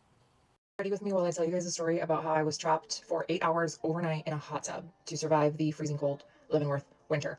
Here we go. So, setting. 9 years ago, my ex-husband and I decided to go for one of our anniversaries to a cabin trip in Leavenworth, right? So we're staying at a cabin in a little town called Plain, about 30 minutes from Leavenworth. Cute little neighborhood with a bunch of different little cabins, and at the time, there was probably only 2 of them, including ours, that was occupied. It was our first day there. We obviously got to our cabin, unpacked, and then left to go spend the rest of the day in town, exploring Leavenworth, eating, drinking, being merry, all that good stuff. So about 10 p.m., we get back to our cabin that night, and we decide, let's enjoy the hot tub a little bit before bed. Put on our swimsuits, we grab a towel each, and we grab our flip-flops and one singular water bottle, and we head out through the back door to the hot tub that's in the backyard. About an hour and a half to 2 hours later, we decide we're done with the hot tub, we're getting pruny, we're getting thirsty, we finished our water, time to head back inside and go to sleep. We try to go in through the back door that we came in from, and we realize it's locked. It locked behind us when we were leaving, and we didn't realize it. We're like, okay, so let's go in through the front door. So we go around the front, and the thing with the front is it's one of those locks where you have to put in a 4-digit code for the door to unlock. Only our first day there, and we've been using the code in our phone, written down in our phone, to get in. We haven't memorized this code. We're standing there trying every combination we can think of what we thought the code might be, what we thought we remembered it to be, and we each probably do like a dozen attempts, and nothing works. We don't know the code. The code is in our phones. Our phones are in the cabin that is locked. So are our car keys. At this point, we go around the entire cabin looking for any entrance point we could possibly find. Windows, doors, anything. There is nothing. Get back in the hot tub, and we are brainstorming what the hell to do. There is a list on the front door of phone numbers, emergency numbers, after hours numbers that we could call to try to get a hold of somebody who's involved with these cabins who could give us our key code, right? Only problem with that is our phones are in the cabin. About 1 a.m, we're sitting in the hot tub trying to figure out our next move, and we realize we are going to have to make our way over to the other occupied cabin and try and get a hold of someone's phone. So it's 1 a.m. We're trudging across the snow to the next nearest cabin, which is not that close. We're in our swimsuits. We're dripping wet. We're shivering. I mean, it's like 26 degrees outside. There's snow everywhere. Our towels were like frozen solid, so they're not helping at all. We have icicles dripping from our hair, his beard, and we make our way over to the next cabin. Knock on the door. Poor guy opens the door, half asleep, confused, probably a little scared. A young guy, he was really nice. We're apologizing profusely. We're explaining the situation to him and begging to use someone's phone so we can call some of these emergency numbers. So of course he gives us his phone. We call all of the numbers on the list multiple times. Nobody's answering. He's super nice. He's like offering for us to stay in his cabin, to even sleep in there, but we're just like so embarrassed. This is so humiliating. We don't want to be in imposition, so we're just like, no, like, please don't let us, be a problem. Like, we're gonna go, we're gonna figure it out. Don't worry. We leave. We get back in the hot tub. At this point, it's like our method of survival. It's freezing out there. We're wet. I mean, it's like a hypothermia risk. Like, we have the hot tub turned down to like 99, 100 so that we can just at least keep warm. We get back in there and we're thinking what to do. We break our car window. Well, that wouldn't help because we don't have our car keys, so we wouldn't be able to take our car anywhere, and then breaking a window is just going to let the cold air in anyways if we decide to stay in the car. It's actually going to be warmer in the hot tub. Why didn't you guys break a window and break into the cabin? Okay. We've already paid at this point over $800 for this weekend cabin trip. That's a lot of money. And the prospect of busting a window open and then having to be responsible for those damages and replacing that window, we'd have to win the lottery. That was just not an option. Did not want to damage and pay for this fancy nice cabin. Hours are passing. We are starting to slowly realize that we kind of have to be stuck in this hot tub and survive in this hot tub through the night, through this cold, so that we could try again in the morning to get somebody's phone and call those numbers again. At this point, we are super inkily, we are super dehydrated. We're out of that water lasted us, that water's gone. He puts on his flip-flops, he trudges down to the nearby river that's super close to our cabin, and he's in there filling up our water bottle with river water, bringing it back so that we could have something to drink. We're so thirsty at this point as well. Hours are passing, we're like drifting off to sleep. So you kind of like drift off, and then your face touches the water, you wake up, and you drift off and you wake up. And we're just trying to find like the craziest positions to try to get a few minutes of sleep here and there in. We're by a river, right? So like every time he snores, I'm like, oh my God, a bear's coming from the river. It's going to kill me. We're going to die. We're going to get eaten by bears. This is how we go. It's pitch black outside. So you can't see anything, but you can hear everything. And you can hear the nature around. And I mean, it feels so scary and so vulnerable. It's giving like I Survived TV show. By the way, I'm using Brow Theory Pro brow pencil today for my eyebrows. This has been my absolute favorite brand lately, and she is a local Skagit Valley business girly. Finally, daybreak. A little bit of light shows up in the sky. It's like, thank God, morning is coming. We've been in this hot tub now for 8 hours. 6 or 7 a.m. at this point. We hear a truck start. I'm like, go, go, go, go, go, go, go. He hops out of the hot tub. He books it across the neighborhood again. He's running over there to try to get a hold of that neighbor's phone again before they leave. Because if they leave, there's no one else around. We're screwed. We don't have a car. We don't have anything. And I'm just sitting there praying. I'm crossing all of my fingers, all of my toes. I'm begging God, please, please, please, please, please let this work. Please let him get a hold of someone. And it felt like the minutes I'm sitting in there waiting, they feel like hours. My fingers and my whole body is wrinkly at this point. I feel like my muscles are going to atrophy. I felt like human soup. So I'm sitting there, and then I hear his footsteps running up the cabin porch steps, and I hear beep, beep, beep, beep, click. Oh, that click. That click was the best sound I had ever heard in my entire life at that point. It was like a choir of angels singing. I knew that click meant the door is open. So I jump out of the hot tub. Now I run over to the front.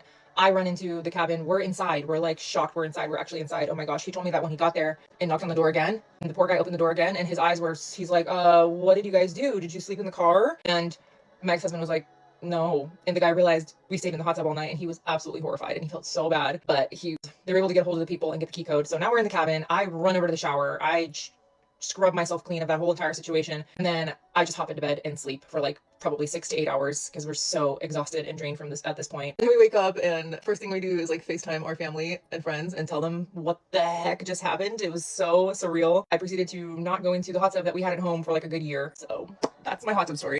4 years ago, I went into work for a night shift as a server, and my mom and her friends decided to come sit in my section, which wasn't necessarily a big deal to me, more money for me, but I was a little nervous because my mom and I just don't get along in general, but especially around other people, tensions are a lot higher because we know that we kind of have to like fake it, and it doesn't ever end well. Well, this specific situation, dinner and everything went okay.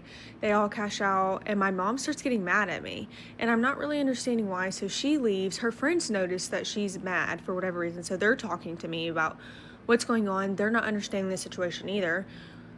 Everybody ends up leaving. As soon as everybody leaves, my phone blows up, and it's my mom blowing up my phone, telling me, do not come back to this house, drop your car off, you do not have a mom, you're dead to me, blah, blah, blah, blah, blah. Like going off on me. For what reason, I have no idea. So it's like, oh my gosh, like I'm 18 years old. I'm homeless. Like I'm literally homeless. Where do I go when I get off of work? Like what? So I'm freaking out. So I call my friend. I'm like, hey, can I please come stay with you tonight? She's like, yeah, absolutely. And then I'm thinking, I don't have any clothes, nothing. All I have are my work clothes that are on, and they smell like fajitas. So I go over to my friend's house. We concoct this whole plan to pretty much break and enter into my home. And we get this plan figured out. We go over to my mom's house, get into the house, and we're freaking out because we know that if my mom finds us in that house, we're dead. Like, it's the end of the world for us. So we were very, very, very nervous. Somehow we managed to get in and out without waking her up. She is the lightest sleeper in the world. I don't know how we didn't wake her up. We get out, we go back to her house, to my friend's house, and we end up going to sleep. And around 5 or 6 in the morning, my phone's blowing up again, and it wakes me up. So I look, it's my mom. I'm like, why is she calling me? Why is she calling me? I pick up the phone, she's cussing me out, like screaming into the phone, cussing me out. I'm like, oh my gosh. And she tells me to come home so she can beat my AWS. You know what I did? I went home, and you know what she did? She beat my AWS because she said she would. And one thing about my mama is when she's mad and she says she's gonna do something, she means it. She means it. Yeah, I got a beating at 18 years old because she kicked me out and I didn't come home. You told me not to come home. You told me that I was dead to you. Anyway, girl, whatever. We are no contact. I will never speak to that woman again unless I have to. My dad died when I was 6 years old, and my mom and my dad were not together. They broke up before I was born. My mom was my dad's #1 hater. Absolutely. And now she's my #1 hater. She needs somebody. And if I have to be that person, so be it. Anyway, so my dad was my first death, and I truly didn't understand the gravity and devastation of death until my dad died. Really, after his funeral is when it started to hit me. I was 6 years old, so it was hard for me to comprehend something so large. Well, my mom and I are driving to the funeral. It's down south, it's in New Orleans. We're from Louisiana, but it was further south than where we live. So we're driving, we go to his funeral and everything. I'm chilling like a villain in there. Like, what is everybody crying about? Why are y'all so upset? Like, he's right there. Anyway, so we're on the way back and a cop car is following us and he turns his lights on and my mom starts freaking out. I now know that there was open container and whatever else in the car, and that's what she was shoving under the seats. So she's trying to shove stuff under the seat. She's freaking out. And since she's not pulling over in time, more cop cars start coming. So we get swarmed. My mom finally pulls over. We get out of the car. There's cops surrounding us, pointing their guns at us.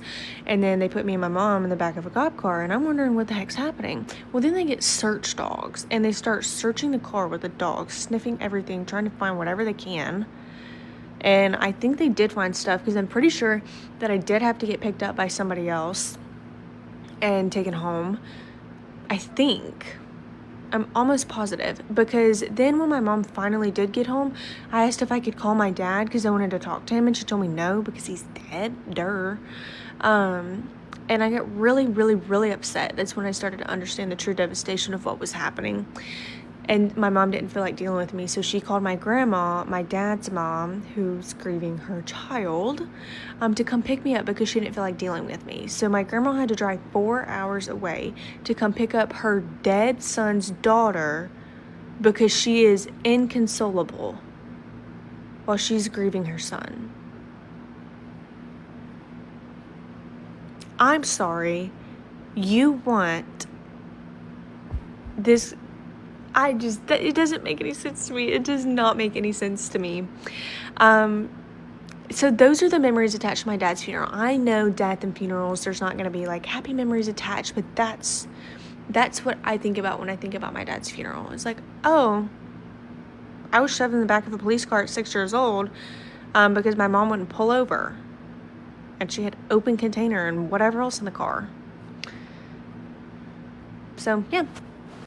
Is this weird? I don't know what it is about me, but if I find a hair in my food, just, you know what I mean? I don't know. It's just hair. Like, it's not, but if it's curly. The man told me on our first date that he doesn't have a couch in his living room. He has a bed. Guys, when I tell you I've had the worst dating experiences, I mean I've had the worst dating experiences. So I went out with this guy last week. He's 34, I'm 25. We went to the Katy Trail and it was a great date. Like, it was so good. Like, I really liked him. Like, I texted my mom like halfway through. I was like, I really like him, yada, yada, yada. And so afterwards, he lives on the Katy Trail. I don't. So he asked me to take him back to his apartment. And so I was like, okay, sure. I drove him there. And then we get there and I'm like, okay. And he tells me like I can park in front of this garage. And he's like, yo, I would invite you up, but like, it's probably too soon for that. And I'm like, yeah. So instead of like getting out of my car, he's like, well, we can go, like, why don't you just go park in a parking spot? Like, we can make out for like 10 minutes. And I'm like, okay. Like, and I did for like 5 seconds. I was like, I didn't know how to be like, no, which I have to work on. But anyway, so then I was like, okay, I gotta go home. I gotta go check on my dogs. Like, and so he's like, oh, okay. He's like, okay, like, you're wonderful. This was great. Like, and then fist bumps me. So then I'm like, okay, whatever. So then fast forward to today, he texts me, like, we have a date planned for tomorrow, and he texts me and gives me 20 million different options. And he's like, we could go to like these 2 different concerts, we could go to a Deep Ellum from a comedy show, we could go to a speakeasy, we can go to a rooftop, or we can go to like dinner and a movie. And I'm like, okay, what's a Wednesday? Like, I work like on Thursday early in the morning, like, let's just do dinner and a movie. So then basically, like, the only movie, like, for the movie he wanted to see was at 9:45. So he was like, so dinner and movie at my place. And I'm like, I ignore him. And I'm just like, oh, okay, like, what time were you thinking? Like, blah, blah, blah. And then he's like, well, you know, like, I could arrive at like 7:30. We could eat at 7:45, see the movie at 8:15 and have you home by like, drive you home at 10:45. And I'm like, and then immediately after that, he says, what would be like your last meal before you die? Like, I'm not a psycho or anything. Like, I just want to, like, I just want to know what you truly like. I'm like, why would you even just say that to me? Like, why would you just say that to me? I'm like, I don't know, like, probably like a steak or something. Like, I was like, but thanks for, like, clarifying that. And then he's like, okay, well, steak it is. And so then he's like, I'm a really good cook. Like, I know you really enjoy it. I'm like, okay, like, no, this is not happening. And so then basically I'm like, I don't know how we got to this. Like, I don't know how we got to, like, me coming over to your place, like, you cooking me dinner. Like, that sounds really great, but then, like, no. So basically, I know. But then I just remembered when I was, like, talking to my friend about this man told me on our first date that he doesn't have a couch in his living room. He has a bed. Because he watches a lot of TV in his in his living room. And so it, like, hurts his back or something. So he has to have a bed in there. And I'm like, that is weird. I don't know who approved that in your life, or who, like, how you do not, like, how nobody told you, like, that's weird. And, like, any girl that you bring home would be weirded out by that. If I walked in a man's living room and he had a freaking couch in there, I would be out of there. And I'd probably call the police and let them know that he's a freak. Like, I'm sorry, but no. So now, yeah, so I'm done. Like, at this point, I am done. I have gone on, like, 20 dates in my time here, and I'm at my wit's end. Because these men are not normal, and it really, like, it pains me at this point. Like, it has to be a joke. I have to be on, like, some reality TV show. Like, somebody has to be pranking me, and this is, like, the longest prank ever, because this is not real life. Exposing myself on the internet because low-key, I've done enough, and I have nothing to lose at this point. This one used to be my biggest secret, but I'm Canadian, and I was literally so scared of Terry Fox. Terry Fox is probably, like, my creepypasta. Like, I don't know why, because his story is genuinely moving, but I was just so scared of Terry Fox. I'd be, like, too scared to go up out of my classroom to go use the bathroom and walk past a poster that he was, like, on. You guys probably already, like, got the memo, but I don't care if people think I'm weird. Like, I don't care if people think I'm weird, and I'm not afraid to do weird things in public. I just don't like being, like, a public nuisance. So I'll never come up to you and, like, scream in your face and then laugh, because that's not funny to me. But if you think I'm weird and you just, like, see me from the corner of your eye doing some weird-ass shit, then I really don't care. Also, I don't laugh at my own videos, but when I watch them, I'll laugh because I like to imagine another person's reaction to my video, and that, like, makes me smile. Like, I like the feeling of, like, someone looking at my video and honestly feeling a little repulsed and, like, wondering why anyone would ever do that. That's, like, kind of what I'm into. I'm tired of people treating me differently just because because I'm so pretty and funny and smart. It's like, I was born this way. Hi, my name's Mac, and boy, do I have a story for you. This is a story about the time that my husband's best friend decided to post his Slur Slide letter on Facebook and admitted he was in love with my husband. I want to start by saying this is obviously a very sensitive topic, but this person is an abuser, okay? He is an abusive person, so keep that in mind here. So this was a couple of years ago. We had two friends that were dating, and they had broken up, and the man didn't have anywhere to live, and so he asked if he could come stay with us, and he was really good friends with my husband at the time. And so, we were like, sure. So he was living with us. At the time, I had just had a baby. This was, like, a really, really rough time in my life. And I remember right off the bat, he started making things way more difficult for us. He would kind of spur fights in between me and my husband. I didn't know it, but the whole time he actually, like, this man hated me, and openly told people that he hated me. Now, my husband also did not know that he hated me.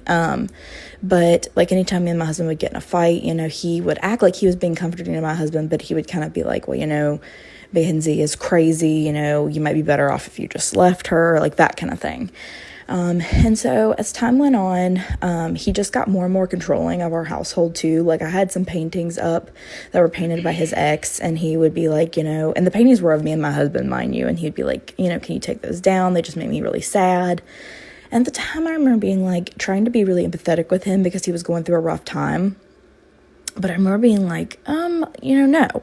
He also was really religious and came from a Mormon family, and me and him would argue a lot about politics and about like religion. And he started to ask me if I could stop saying cuss words in my house, which if you know me, you know I cuss like a sailor, okay? And I remember just being like, no. So at the time, he was working at a factory, and at this factory, his ex-girlfriend was also working there, and he kept wanting to quit, and me and my husband kept, like, talking him down, because we were like, if you quit, then, you're not gonna have any income, you're not gonna have any way to, like, move out and get out of the house. And so one day, I think the reason is because we kept pushing him, but one day he comes home from work and he is like all busted up and bruised, and he has like his shirt ripped, and we were like, oh my God, what happened? And he was like, oh, I was at work and so-and-so's boyfriend came and pushed me, and we just got into this big fight, so I got fired. Come to find out, that never happened. He also told us that his ex-girlfriend had told him that if he didn't come and get like the pets that they had like some lizards, that she was going to kill his lizards, and that also wasn't true. She never killed his lizards.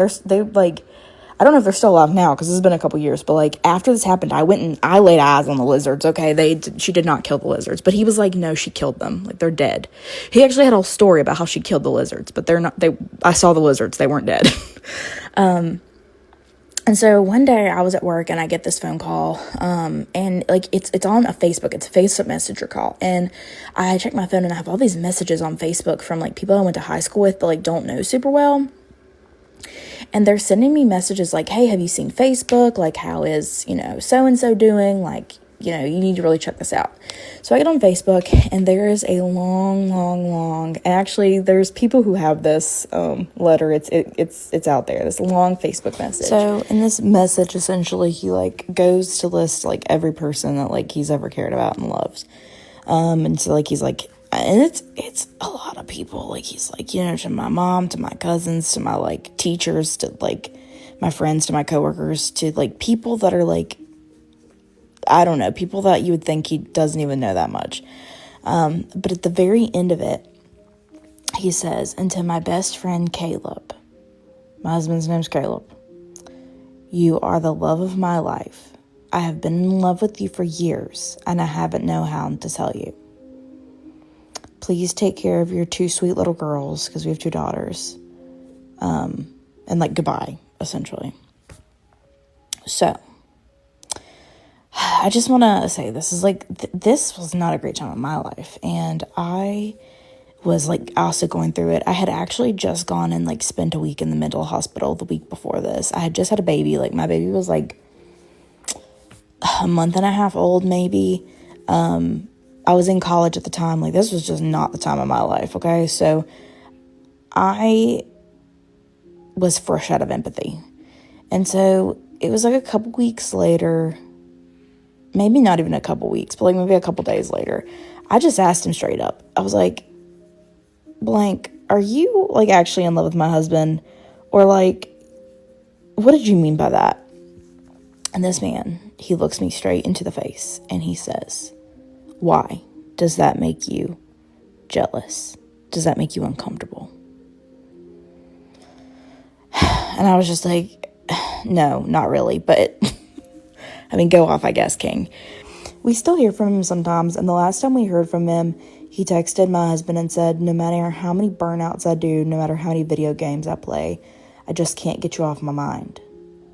So I still think that he's in love with him, and that's cool. Like, I'm in love with him too. I get it. But, like, I could do without the gaslighting and the lying and the drama. And there's definitely more to this story, but that's just the shortened version, the 6-minute shortened version.